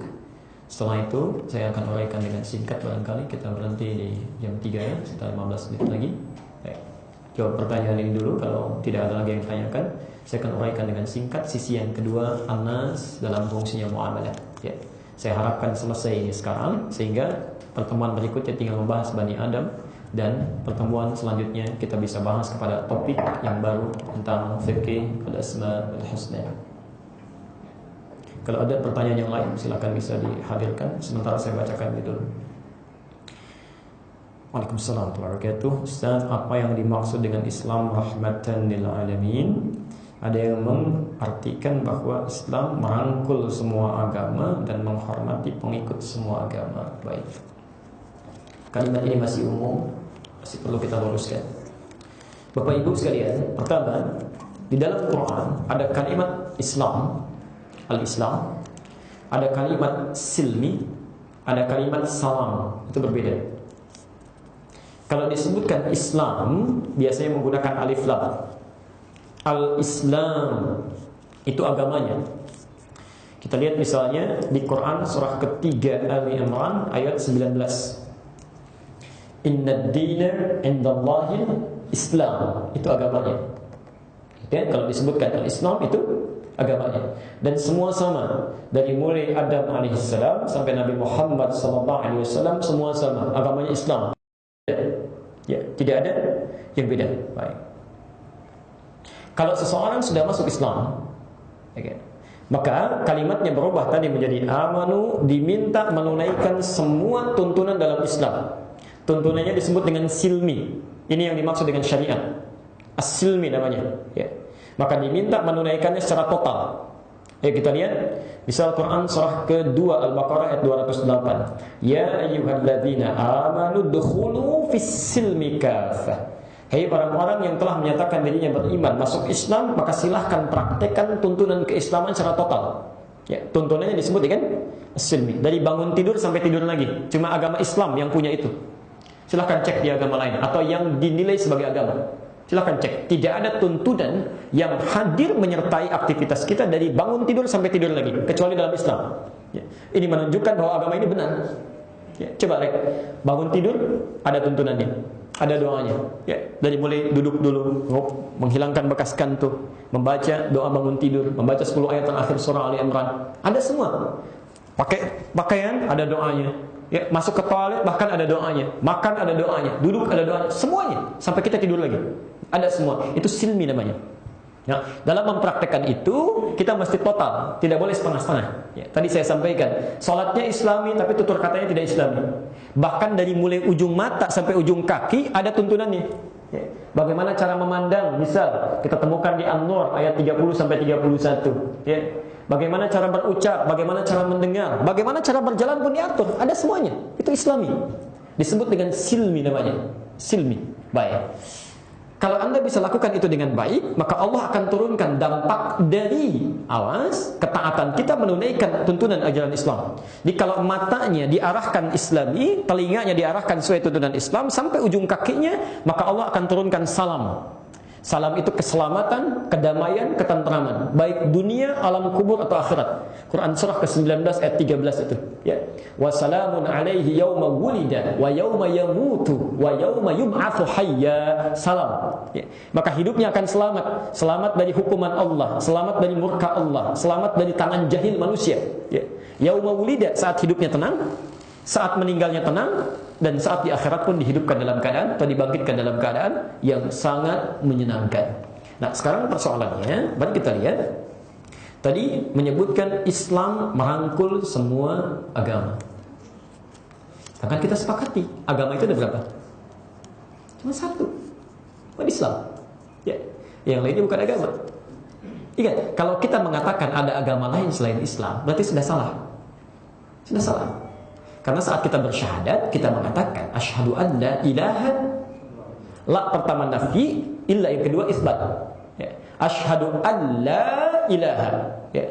La yang pertama nafi, menafikan semuanya, bahwa tiada Tuhan, tiada, enggak ada. Enggak ada kepercayaan, enggak ada agama, nafi, semua enggak ada. Illallah, illa yang kedua isbat, menetapkan satu saja, cuma Allah. Ya, cuma Allah. Jadi kita mengakui bahwa tidak ada Tuhan seluruhnya kecuali Allah. Nafikan semua, tetapkan satu. Ya. Lalu kemudian untuk mengenal Allah ini dibuat satu konsep, tuntunan, runtutan yang tadi dinamakan dengan Islam. Karena itu kalimat Islam disandingkan dengan Allah di Quran. Inna dina indallahi al-Islam. Ya. Agama, din yang tepat di sisi Allah cuma Islam. Karena itu saat seseorang masuk Islam, dia harus mengakui tidak ada agama lain, nafi semuanya. Tidak ada Tuhan lain, illallah illal Islam, kecuali Allah, kecuali Islam. Di saat seseorang mengakui ada agama lain di luar Islam, itu sudah salah. Sudah clear. Ya? Itu sudah clear. Yang benar, yang lainnya disebut dengan mu'taqadat. Ya, sesuatu yang diyakini saja. Padahal bukan agama. Dan Quran pun mengungkapkan dalam bahasa kiasan. Makanya tidak menggunakan alif lam. Lakum dinukum. Lihat ya. Untukmu, sering salah terjemah. Untukmu agamamu, bukan. Untukmu apa yang engkau anggap agama itu. Karena agama itu kalau yang benar pakai alif lam, inna dina. Ya. Lakum dinukum waliyadini. Ya. Untukmu apa yang kamu anggap agama itu, untukku apa yang aku anggap agama. Ya. Yang aku anggap agama itu inna dina, ini agama yang terbaik, yang terbenar. Ya. Ini yang lainnya itu bukan agama. Salah kalau ada orang Islam mengatakan ini agama di luar Islam, itu keliru. Fatal. Ya, fatal. Baik, yang benar itu adalah sesuatu yang dianggap sebagai agama, kepercayaan yang diduga sebagai agama. Ya. Maka pada kepercayaan-kepercayaan itu kita diminta untuk berdakwah tapi tidak memaksa. Tidak memaksa. Ya. Pertama, kita punya prinsip. Ini prinsip hebat ini. Tidak ditemukan di agama manapun, cuma kita yang punya. Lakum dinukum waliyadin. Kita enggak boleh paksa. La ikraha fid din. Ya. La ikraha fid din. Tidak boleh kita memaksakan orang untuk ikut kepercayaan kita. Tidak boleh. Ya. Yang ada adalah Quran surah ke-16 ayat 125.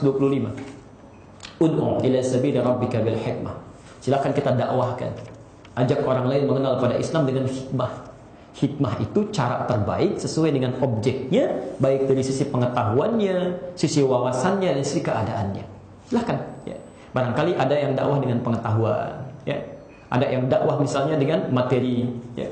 Ada yang dakwah sifatnya dengan akhlak. Macam-macam. Silakan bersikap bijak. Ya. Dulu, masya Allah. Ada seorang mahasiswa, dia kuliah di Amerika. Kemudian satu flatnya itu non muslim. Yang muslim ini seringkali suka lihat acara-acara di Masjidil Haram. Ya, jadi kalau ada acara tentang sholat ya, macam-macam kan, channel pertama itu biasanya Masjidil Haram. Nah, qadarullah ketika dibuka itu menunjukkan tentang acara menjelang Isya ya, di Masjidil Haram, persiapan Isya.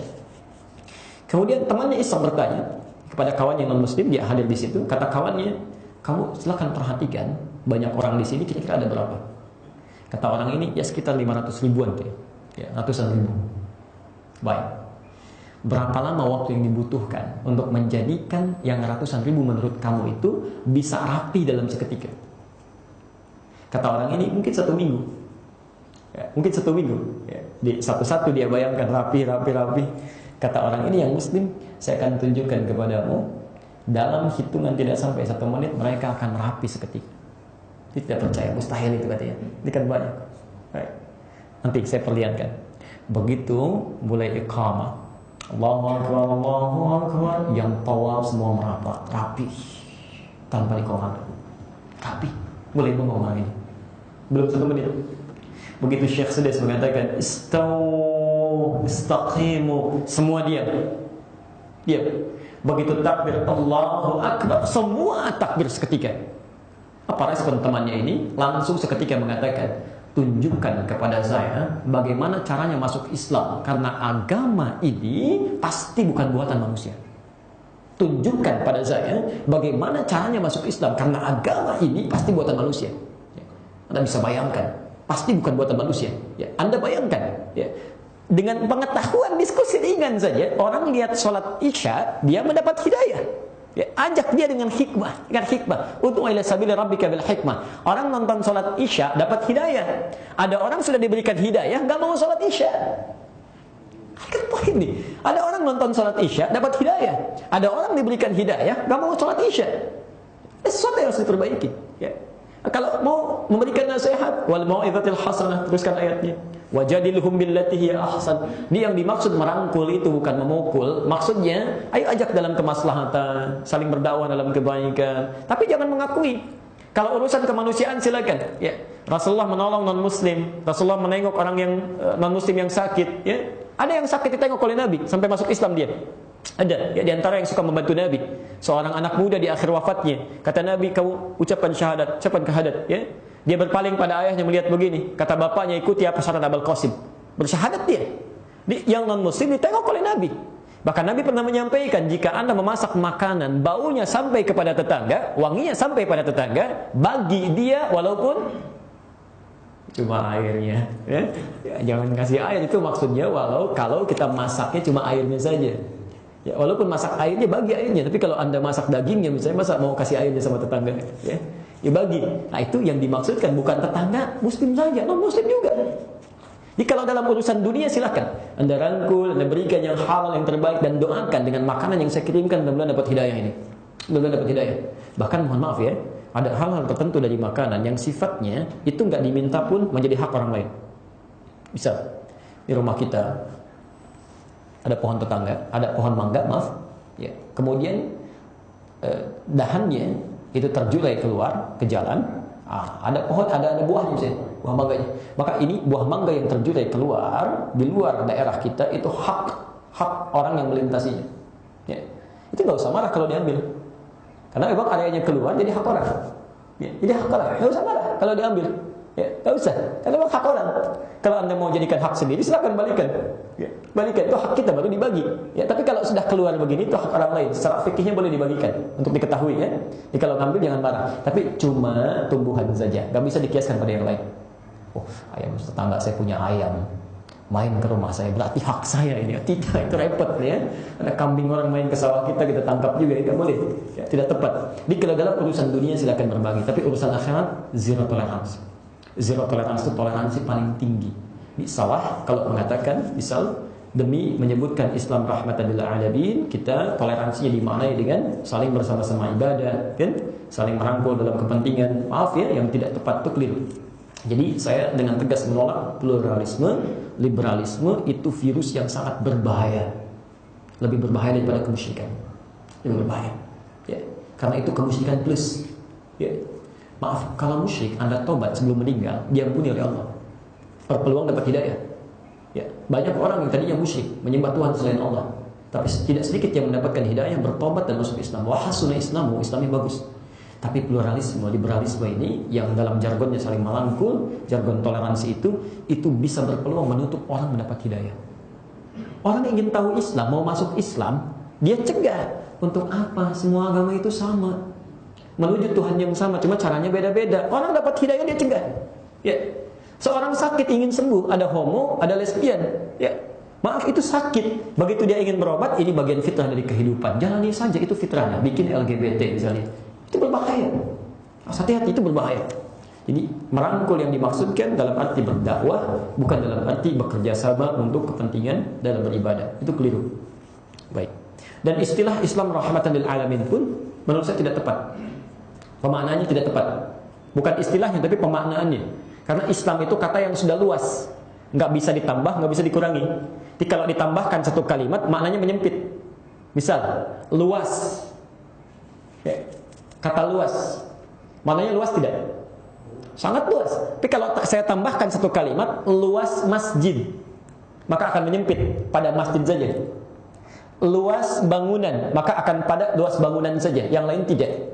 Demikian kata Islam, dikurangi kalimatnya berkurang dan ditambahkan jadi menyempit maknanya. Ya, menyempit maknanya. Jadi nggak usah ditambah, nggak usah dikurangi. Islam kafah misalnya, ya itu keliru.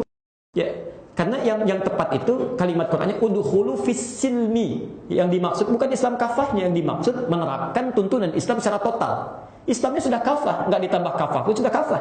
Ya. Wa ma arsalnaka illa rahmatan lil alamin, kan?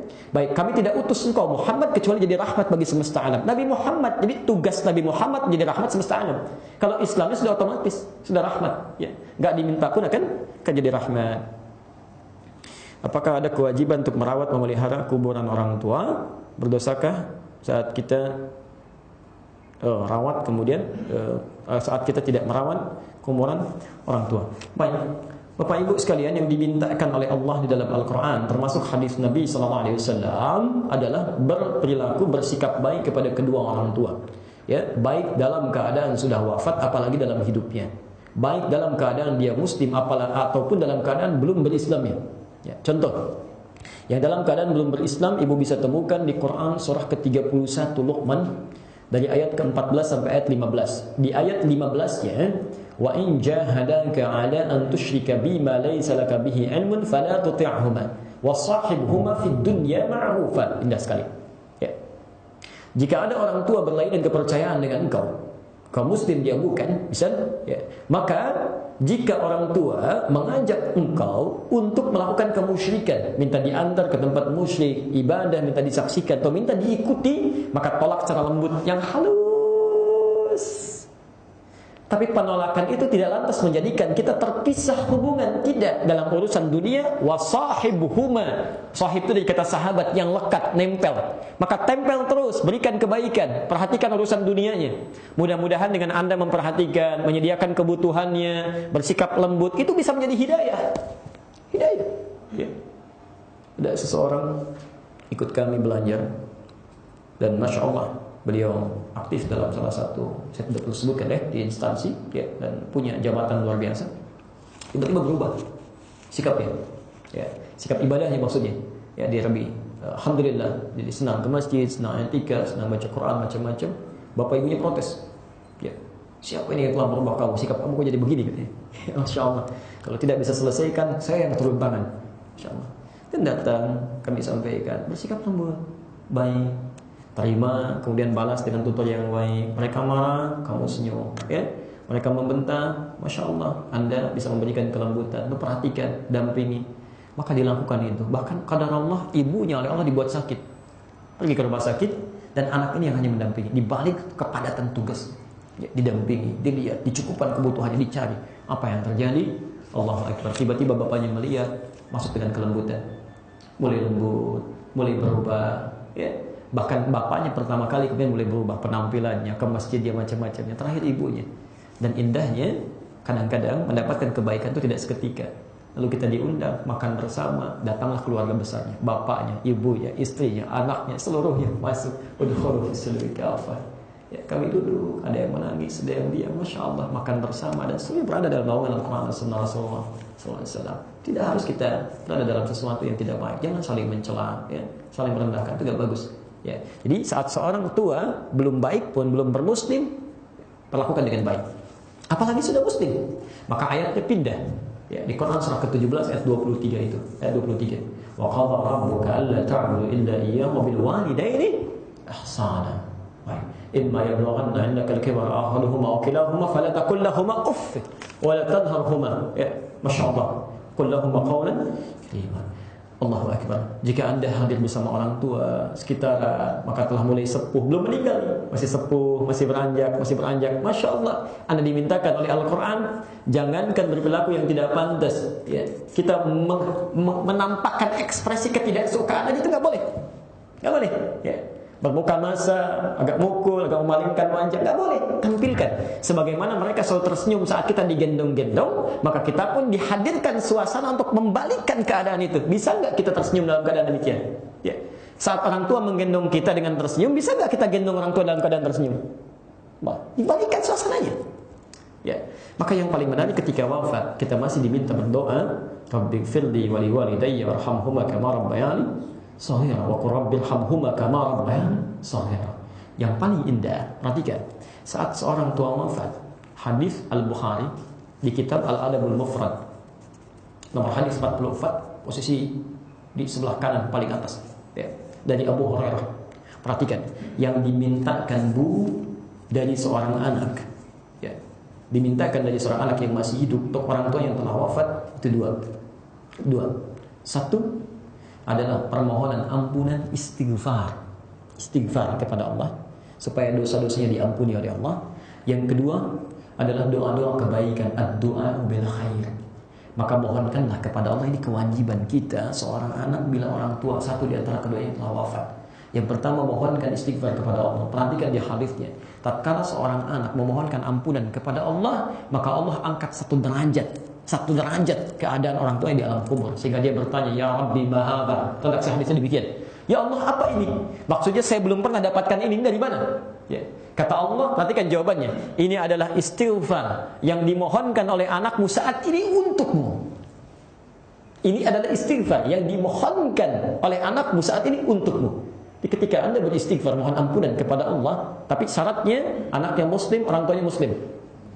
Jadi kalau anaknya muslim, orang tuanya tidak muslim, nggak akan nyambung, ya, tidak akan nyambung. Ya. Karena istighfar itu hanya berlaku bagi antara muslim dengan muslim lagi. Baik. Yang kedua itu Anda mohonkan supaya mereka mendapatkan kebaikan di alam kuburnya, ya, kelapangannya, kenikmatannya, masya Allah, cahayanya. Karena di alam kubur itu kalau hidup kita nyaman, baik, bekalnya cukup, ibadahnya, maka tidak ada keindahan yang sangat luar biasa. Kecuali di Ali Imran ayat 169 sampai ayat 172 itu. Lihat bagaimana nikmat alam kubur, sehingga orang-orang Palestina sampai anak-anak kecilnya itu berlomba-lomba untuk segera syahid di jalan Allah Subhanahu wa taala. Wala tahsabanna alladhina qutilu fi sabilillahi amwata bal ahya'un 'inda rabbihim yurzaqun. Jangan Anda duga bahwa seorang yang wafat fi sabilillah itu wafat begitu saja. Bal ahya'un, dia akan dibangkitkan di alam kuburnya dalam keadaan yang baru tentunya. 'Inda rabbihim, di sisi Allah Tuhannya. Jadi bukan di sisi kita, karena itu kita nggak tahu keadaannya, ghaib, ya. Tapi poinnya yurzaqun, tugasnya cuma menerima rezeki saja, tidak ada beban lagi. Ya, masya Allah. Farihina bima atahumullahu min fadlih. Saking banyaknya rezeki yang diberikan, orang ini gembira luar biasa, senang setiap diberikan, saking senangnya. Wa yastabshiruna billadzina lam yalhaqu bihim min khalfihim alla khaufun 'alaihim wa lahum yahzanun. Kalau mereka bisa kembali, mereka akan datang kepada keluarga yang ditinggalkan, yang mungkin sedang sedih, sedang memikirkan. Kata mereka, kamu jangan sedih, jangan menangis, kalau bisa cepat nyusul sini, di sini enak. Kalau mereka bisa kembali, kan yang antum siapkan amalan, dan kita yakin, jangan ragu, la raiba fi, jangan ragu. Ya. Satu kali Kak Bimo, seorang pencerita, diundang ke Palestina untuk bercerita di kisaran 150 anak TK. Anak TK, bayangkan, diberitahu ada pencerita dari Indonesia yang mau datang, itu 2 jam sebelumnya sudah rapi, duduk menunggu. Singkatnya, begitu datang, beliau mengajukan sekitar 3 pertanyaan. Kata beliau, Siapa yang ingin jadi presiden? Tapi tidak ada yang mengajukan tangan. Satu malu-malu. Siapa yang mau jadi dokter? Yang perempuan angkat tangan. Ketiga, siapa yang mau jadi pemain bola? Yang laki-laki agak banyak angkat tangan. Lihat pertanyaan keempat. Siapa yang ingin syahid di jalan Allah? Fisabilillah. Tidak ada yang angkat tangan. Tidak ada satupun.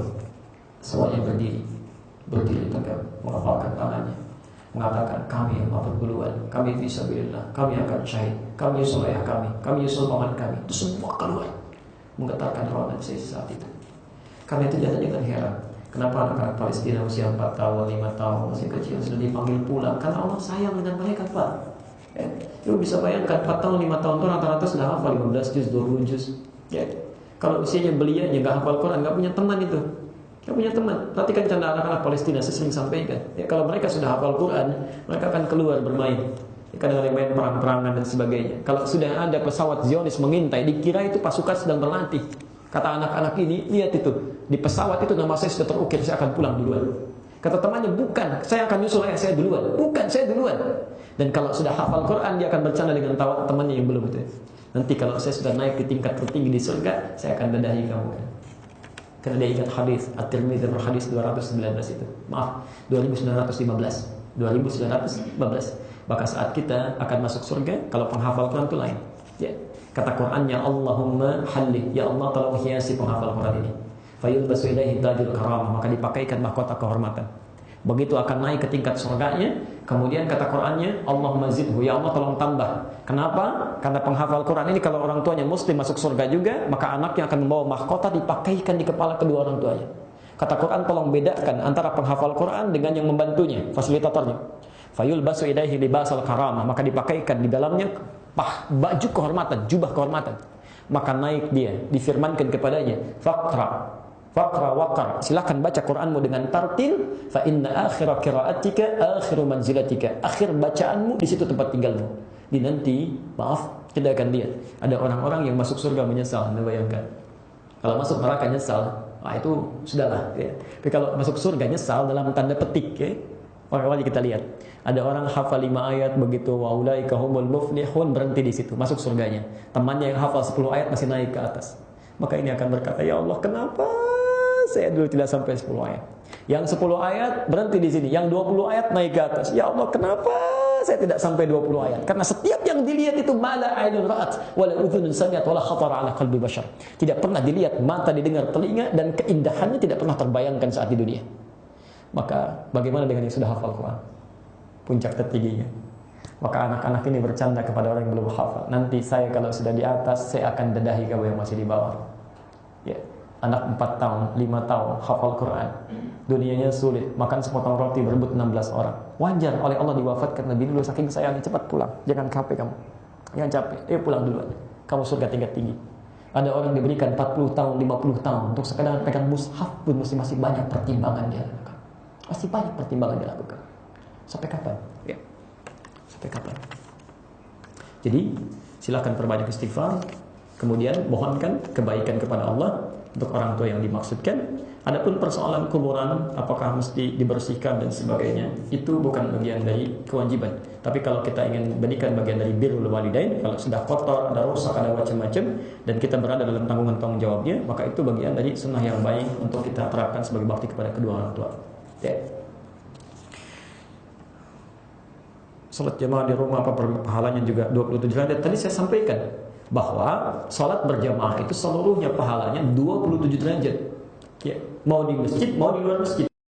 Karena hadis tentang masjid dan hadis di luar masjid, hadis berjamaah itu tidak mengikat tempat, tidak, baik di masjid atau di luar masjid. Jadi kalau ibu bapak menunaikan salat berjamaah, misal tidak menunaikannya secara sendirian, maka berlaku hadis salatul jamaati afdalu min salatil faradi bi 27 derajat. Salat berjamaah itu lebih utama dibandingkan sendirian, pahalanya 27 derajat. Hadis ini tidak menyebutkan masjid. Tempatnya umum, luas. Di saat tidak mampu ke masjid, pastikan berjamaah saja, pastikan. Supaya dapat keutamaannya lebih daripada sendirian. Tapi kalau kita misalnya suasananya lebih dekat dengan masjid dan bisa ke masjid, maka masjid yang paling utama. Yang paling utama. Karena masjid itu tempatnya saja, tadi dari sisi tempatnya, belum sholatnya, tempatnya sudah memiliki 25 kebaikan. Setiap jaraknya 100 tahun, setiap perpindahan angkanya. Jalannya kita ke masjid, langkah pertamanya mengangkat derajat di sisi Allah. Langkah selanjutnya menggugurkan dosa-dosa kecil yang di bawah, kecuali al-kabair. Masuk masjidnya sudah ada doa, berpahala lagi. Iktikafnya ada doa lagi, berpahala lagi. Ya, Masya Allah, setiap salatnya 27 derajat. Setiap zikirnya bernilai. Sebelum kita keluar dari masjid, rahmat Allah dinaungkan di situ. Karena itu kita katakan, Allahumma ftahli abwaba rahmatik. Rahmat Allah ikut selama berada dalam masjid. Ya, selama fikih masjid kita ikuti. Karena itu kalau kita berkesempatan ke masjid, silahkan ke masjid. Maka pahala banyak didapatkan. Tapi saat tak mampu ke masjid, maka pertahankan jamaah. Setidaknya lakukan dengan berjamaah. Perempuan boleh ke masjid dengan 3 syarat. Yang pertama adalah bebas dari fitnah di perjalanannya. Yang kedua, ada rasa aman di dalam ibadah di masjidnya, jadi ada tempat khusus untuk perempuan. Dan yang ketiga, dipastikan terbebas dari tanggung jawab di rumah tangganya. Jadi kalau yang 3 ini salah satunya masih ada melekat, maka nilai sholat berjamaah perempuan di dalam rumahnya itu sama dengan seorang laki-laki di masjidnya, setara nilainya. Sekiranya kita cukupkan dulu ya untuk pertemuan hari ini. Terakhir barangkali Pak. Yang saya tahu Ustaz, itu laki-laki apa enggak wajib sholat di masjid Ustaz? Gimana Pak? Apa enggak wajib sholat di masjid karena laki-laki? Seorang laki-laki. Seorang laki-laki dia ditekankan oleh Rasulullah SAW untuk sholat di masjid. Ditekankan, bahasanya ditekankan. Faktunya mengikat pada sunnah muakkadah. Kalau wajib, artinya kalau setiap gak ke masjid dia dosa. Saya dengan bapak sholat di bawah di musola, gak ke masjid itu dosa. Kalau wajib itu artinya dikerjakan berpahala, ditinggalkan berdosa. Oke? Kemudian di bawah itu ada sunnah. Sunnah dibagi. Sunnah tingkat tinggi disebut sunnah muakkadah. Sesuatu yang sangat ditekankan. Artinya ditekankan itu sepanjang masih ada kemampuan untuk menunaikan berjamaah untuk ke masjid, maka dia ditekankan tuh untuk ke masjid. Ya. Tapi kalau dia nggak ke situ pun dia nggak dosa, cuma barangkali ada konsekuensi. Ya. Bisa ada konsekuensi yang tidak disenangi, ada sifat makruh yang datang, tidak disukai. Ya. Yang kedua juga kehilangan keutamaan besar itu yang menyebabkan tidak disukainya. Ya. Karena itu seorang Abdullah bin Abi Ummi Maktum, sahabat Nabi, matanya buta, tempatnya cukup jauh dari masjid. Satu kali mengajukan pada Rasulullah keringanan rukhsah supaya menunaikan salat subuhnya, salat subuhnya di rumah. Karena jauh rumahnya dari masjid. Ya, beliau masih datang zuhur ke asar bisa i'tikaf, maghrib ke isya bisa i'tikaf, tapi subuh keadaan gelap, suasana demikian, minta keringanan. Kata Nabi, cuma satu pertanyaan, atas ma'ul adzan? Apakah Anda mendengar adzan? Kata Abdullah bin Abi Ummi Maktum, bala, ya saya dengar. Kata Nabi, madum tatasma'ul adzan fa'addiha fil masjid. Selama Anda masih dengar adzan, usahakan betul tunaikan di masjid. Masih kita bayangkan ya, mata nggak bisa lihat, jarak jauh ke masjid, tidak ada penuntun. Mendengar perintah itu barangkali sementara orang akan merasa berkeluh kesah, masih juga disuruh ke masjid ya. Tapi beliau punya keyakinan kalau Nabi meminta seperti itu artinya ada kemuliaan besar yang tidak didapatkan oleh yang lainnya. Maka kalau sekarang adzan subuh misalnya 4:30, itu jam 2:30 sudah mulai meraba jalan. Ya, datang ke masjid Nabi. Yang kita kenal yang suka adzan Bilal bin Rabah. Tapi sejak peristiwa itu adzan subuh selalu Abdullah bin Abi Ummi Maktum. Ya, bahkan saat Ramadan itu sampai 2 kali adzannya. Ya, yang adzan pertamanya Abdullah bin Abi Ummi Maktum untuk memberikan gambaran bahwa waktu fajar sebentar lagi tiba. Jadi harus segera bersiap-siap supaya sahurnya nanti tidak kesulitan, ya. Baik, bertabrakan dengan adzan. Adzan keduanya Bilal bin Rabah, itu yang menunjukkan adzan subuh yang menunjukkan pada salat. Sampai hari ini diabadikan. Sampai hari ini di Madinah itu adzan subuh selalu 2 kali sampai hari ini. Poin saya, kita bisa bayangkan seorang yang sepuh, mata tidak bisa melihat, jarak jauh dari masjid, keadaan masjid dia masih biasa, alasnya tanah, atapnya masih daun-daun pelepah kurma, masih memaksa dirinya ke masjid ketika Nabi mengatakan ke masjid. Masih merasa tidak aman dirinya. Ya. Maka bagaimana dengan kita yang bukan sahabat? Masya Allah, yang belum aman keadaannya. Saking sayangnya Allah kepada kita, dibangunkan masjid di samping rumah kita. Fasilitasnya bagus, yang kalau di luar dingin, dalam bisa hangat. Di luar panas, di dalam bisa dingin, sejuk luar biasa. Masih belum tersentuh juga untuk ke masjid. Dengan cara apa lagi bisa difasilitasi? Tapi poinnya, berjamaah di masjid itu tidak masuk pada kategori wajib. Kalau wajib artinya secara fikih, kalau nggak ke masjid dosa. Ya. Kecuali kalau orang yang sengaja mengabaikan itu dengan merendahkannya, itu dosa. Itu disebut orang zalim. Ada di Quran surah kedua Al-Baqarah ayat 114. Wa man azlamu mimman mana'a masajidallahi an yudhkara fiha ismuhu wa sa'a fi kharabiha. Siapa yang paling zalim di muka bumi ini dengan orang yang menghambat orang untuk ke masjid atau merendahkan nilai masjid. Kita cukupkan dulu ya. Terakhir Pak ya, harus segera bergegas. Ya. Ustaz, tadi kan cerita sholat ke masjid itu langkahnya aja mendapat kebaikan. Ya. Tapi kebanyakan orang sekarang kan udah pernah Ustaz jalan. Ya. Itu kan kalau perginya lewat sini katanya pulang lewat itu yang lain. Itu gimana Ustaz? Baik. Satu lagi Ustaz, kita makmum ini kan total mesti ikut imam kalau jamaah. Pertanyaan saya ada suka sering ketinggalan kalau maghrib itu pas ya udah mulai Ustaz yang masuk di 2 rakaat. Jadi kita 3 rakaat itu kan pasti at-tahiyat terus dari pertama ke ketiga. Nah, saya waktu pas at-tahiyat terakhir Ustaz itu ngikut seperti imam kan duduk seperti tawarruk atau iftirash. Kita tetap karena sunnah kita masih kedua ya. Kita jawab masih Ustaz. Baik. Assalamualaikum warahmatullahi wabarakatuh. Waalaikumsalam warahmatullahi wabarakatuh. Ada 2 yang disampaikan kepada kami dari 2 persoalan ini dan semoga Allah memberikan kemudahan kepada kita semuanya. Pertama saya mau bahas yang kedua dulu. Ada pertanyaan persoalan tentang duduk tahiyat ketika kita bermakmum. Kaidahnya makmum mengikuti imam. Indama ja'ilal imamu liyutamma bihi. Dijadikan imam itu untuk diikuti. Nah, dalam rangka mengikuti dengan imam ini, apa yang diikuti? Yang diikuti rukun salatnya. Tidak kan? Jelas betul rukun salatnya. Yang kedua, yang diikuti adalah gerakan-gerakan sunnahnya. Ya. Nah, gerakan-gerakan sunnahnya ini punya 2 sifat. Sifat pertama, hal yang cuma satu gerakan dan umum dilakukan, maka kita nggak boleh beda. Bisa kita sholat dengan berdiri. Pertama, Al-Bukhari nomor hadis 1117. Sholli qa'iman. Ya, sholli qa'iman. Maka rukun sholat yang pertama berdiri. Ya. Tapi kalau ada misalnya persoalan imam nggak bisa berdiri, dia duduk. Ya, faqa'idan. Ya umumnya si imam harus berdiri. Cuman mungkin dalam keadaan sangat, saya pernah dapat pertanyaan ini, ya sangat luar biasa tidak wajar tertentu. Ya bahkan imamnya cuma itu yang paling fasih, yang paling mengerti. Jadi imam duduk. Nah sekarang kan sholat mengikuti imam. Kalau imamnya duduk, apakah imamnya duduk atau berdiri? Nah, ya. Nanti kalau kita tafsirkan semua gerakan imam kita ikuti, kalau imamnya berbaring, apa semua makmum akan berbaring juga? Kan tidak ya? Maka yang pertama yang diikuti gerakan rukun dan sunnah keumumannya. Kalau satu gerakan, maka itu yang mutlak diikuti. Jadi bukan lihat antara duduk atau berdirinya, sunnah yang paling utama mana yang harus dikerjakan. Yang kedua dalam keadaan tahiyat. Nah, prinsip umumnya, jika Nabi mengajarkan satu gerakan, maka itu artinya bisa dilakukan oleh semua orang. Ya, tidak boleh ada yang berbeda. Tapi kalau Nabi mengajarkan 2 atau lebih gerakan, itu artinya kemudahan dalam menunaikannya. Ya, saya beri contoh. Kita bisa memilih, walaupun tidak sama dengan gerakan imam. Ya, bisa. Tidak sama ini bukan dalam yang rukun ya, tapi saat mengerjakan rukun dengan cara yang berbeda. Kita dari i'tidal, sami Allahu liman hamidah akan sujud. Mana yang didahulukan? Telapak tangan atau lutut? Ada yang telapak tangan, ada yang menggunakan lutut. Nah, kalau imamnya pakai telapak tangan, apakah kita harus pakai telapak tangan? Oke? Nah, kita lihat ternyata Nabi mencontohkan dengan telapak tangan dan dengan lututnya. Dua-duanya ada contohnya. Dan hebatnya itu terdapat di satu kitab yang sama. Abu Dawud cuma beda 2 nomor. Yang pakai lutut dari Wa'il bin Hujur nomor hadis 838, yang pakai telapak tangan dari Abu Hurairah nomor hadis 840. Jadi ternyata di awal salatnya Nabi menggunakan kedua lututnya. Nanti 3 tahun sebelum Nabi wafat, Abu Hurairah masuk Islam, melihat Nabi salat sudah menggunakan telapak tangannya. Ya, biasanya kalau orang semakin agak sepuh kan ya, ada persoalan di lutut, dia menggunakan telapak tangannya. Nah, Ibnul Qayyim Al-Jauziyah menulis kitab sifat salat Rasulullah SAW, lalu mempopulerkan yang menggunakan lutut.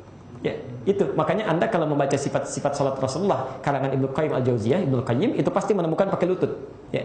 Nah, kalau sudah seorang penulis besar, seorang ulama besar memberikan fatwa, yang lain akan ikut. Sehingga tibalah kemudian Syekh Muhammad Nasiruddin Al-Albani melihat kalau semua pakai lutut bermasalah lututnya, mau pakai apa nanti sujudnya?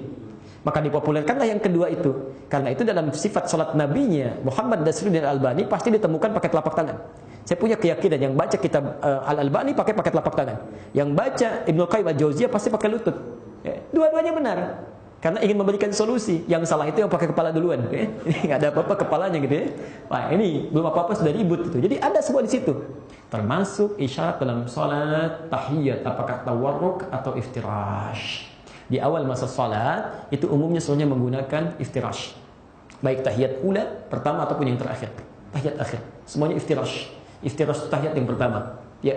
Hanya nanti di akhir-akhir masa kenabian Rasulullah SAW di akhir tahiyat akhirnya beliau menggunakan tawarruk. Ya. Imam Abu Hanifah, Imam Malik memilih mempertahankan yang iftirash. Di setiap tahiyatnya, baik tahiyat awal, ula ataupun yang terakhir, itu iftirash, terus iftirash, tegak. Ya. Tapi kemudian kata Imam Asy-Syafi'i, salat kita kan mengikuti Nabi. Ya. Kata Imam Abu Hanifah, ya Nabi kan di awalnya itu selalu iftirash, tidak pernah tawarruk kecuali di akhir hidupnya, baru tahiyat akhirnya tawarruk, seakan-akan agak lebih santai. Kata Imam Syafi'i, ini bagus sekali jawabannya, tapi dua-duanya bagus ya dalam cara pandangnya. Kata Imam Asy-Syafi'i, salat kita kan mengikuti Nabi. Jangan lihat antara tawarruk dengan beliau iftirashnya. Kalaulah beliau dipahami karena sepuhnya tawarruk di akhir, tentunya setiap tahiyat akan tawarruk. Kata Imam Syafi'i, baik tahiyat yang pertama ataupun yang terakhirnya. Ya. Tapi dua-duanya pendapat yang sangat baik. Nah, jadi poinnya, baik Bapak mau iftirash ataupun tawarruk, dua-duanya dibenarkan. Karena hadisnya ada di situ. Tidak ada masalah. Jelas ya? Yang penting bacaan tahiyatnya itu rukun yang dipahami. Jelas. Tadi yang pertama apa? Naik kendaraan. Baik. Ini sangat bagus sekali, sangat jeli pertanyaannya. Bahasa nabinya kan langkah pertama mengangkat derajat, langkah selanjutnya menggugurkan dosa. Sekarang kita kan nggak banyak melangkah, begitu naik langsung naik motor, langsung naik sepeda gitu kan. Ini nanti dalam ilmu hadis ada 4 pendekatan. Ada disebut ilmu lughah, membaca bahasa hadis, ya. Ada nanti asbabul wurud, bagaimana sebabnya Nabi menyampaikan hadis itu, bisa dilihat. Nanti ada ilmu sirah, dari sebab perjalanan kehidupan Nabi bisa disimpulkan. Dan yang keempat nanti ilmu arud, untuk membaca pahala dalam keutamaan hadis, ya. Membaca yang pertama di ilmu lughah, membaca bahasa hadis. Nanti ada 4 ilmu lagi, Pak. Ya. Yang pertama adalah ilmu nahwu, tentang perubahan harakat di akhir. Ya, daraba Zaidun amran, daraba Zaidan amrun, itu sudah beda maknanya. Daraba Zaidun amran, Zaid pukul Amr. Daraba Zaidan amrun, ya Amr yang pukul Zaid, walaupun sama. Ilmu saraf, ilmu merubah bahasa, derivasi kata. Jalasa telah duduk, yajlisu akan duduk, ya. Dan yang ketiga ilmu balaghah. Balaghah itu dibagi tiga ilmu lagi. Satu ma'ani, menentukan huruf atau kalimat yang akan dipilih. Kedua ilmu bayan, bagaimana cara menjelaskan dengan bisa mudah dipahami. Yang terakhir ilmu badiah, bagaimana saat menyampaikan bisa disenangi. Jadi orang kalau marah dia nggak tersinggung. Kalau diperintahkan tidak merasa diperintah. Itu badiah namanya. Yang keempat tadi yang saya sebutkan di 4 di awal namanya arud, punya 16 ilmu lagi, disebut dengan bahar. Ya, dari mulai bahar tawil sampai dengan bahar yang terakhirnya. Dalam bahasa ilmu hadis, kalau disebutkan kalimat al-masyu, itu bisa menunjuk pada hakikat atau majas, kiasan. Majas atau kiasan. Maksudnya apa? Setiap derap yang kita tuju sampai ke tempat tujuan. Kalau kita melangkah, setiap langkah kakinya yang dihitung. Kalau kita naik kendaraan, setiap putaran rodanya yang dihitung. Insya Allah. Ya. Kalau kita naik kuda, setiap pijakan kaki kudanya yang dihitung. Yang penting setiap langkah tujuan kita sampai di tujuan itu dihitung oleh Allah sebagai kemuliaan yang tak hingga luar biasa. Ya. Saya kira itu, dan itu nanti sepadan dengan hadis tentang taklim. Jangan dikira kesini pun akan dihitung. Hadis Muslim nomor hadis 1389, At-Tirmidzi nomor hadis 2682, dan Ibnu Majah nomor hadis 219. Man salaka tariqan yaltamisu fihi ilman sahhalallahu lahu tariqan ilal jannah. Siapa yang menyiapkan dirinya, melangkahkan kakinya menempuh jalan sampai tiba di tempat tujuan untuk belajar tentang agamanya walaupun sedikit, Allah akan mempermudah langkahnya menuju surga. Karena itu, demikian yang kita bahas. Silahkan kesimpulannya kita praktekkan dalam kehidupan. Pulang dari sini, coba cek apakah kehidupan di rumah sudah baik menuju Allah, bertetangga sudah baik menuju Allah, punya teman yang mendekatkan kepada Allah. Maka silahkan ukur dengan ukuran-ukuran Al-Quran dan Sunnah Rasulullah SAW. Demikian yang kami sampaikan. Kalau benar dari Allah dan Rasulnya, kalau salah itu mutlak kesalahan kami pribadi, mohon dimaafkan. Tinggalkan pendapat kami dan ambil pendapat ustaz lain yang lebih baik sesuai dengan tuntunan Al-Quran dan Sunnah Rasulullah SAW. Subhanakallahumma wa bihamdika asyhadu an la ilaha illa anta astaghfiruka wa atubu ilaik. Wa akhiru da'wana alhamdulillahi rabbil alamin. Wal 'afwu minkum. Assalamualaikum warahmatullahi wabarakatuh.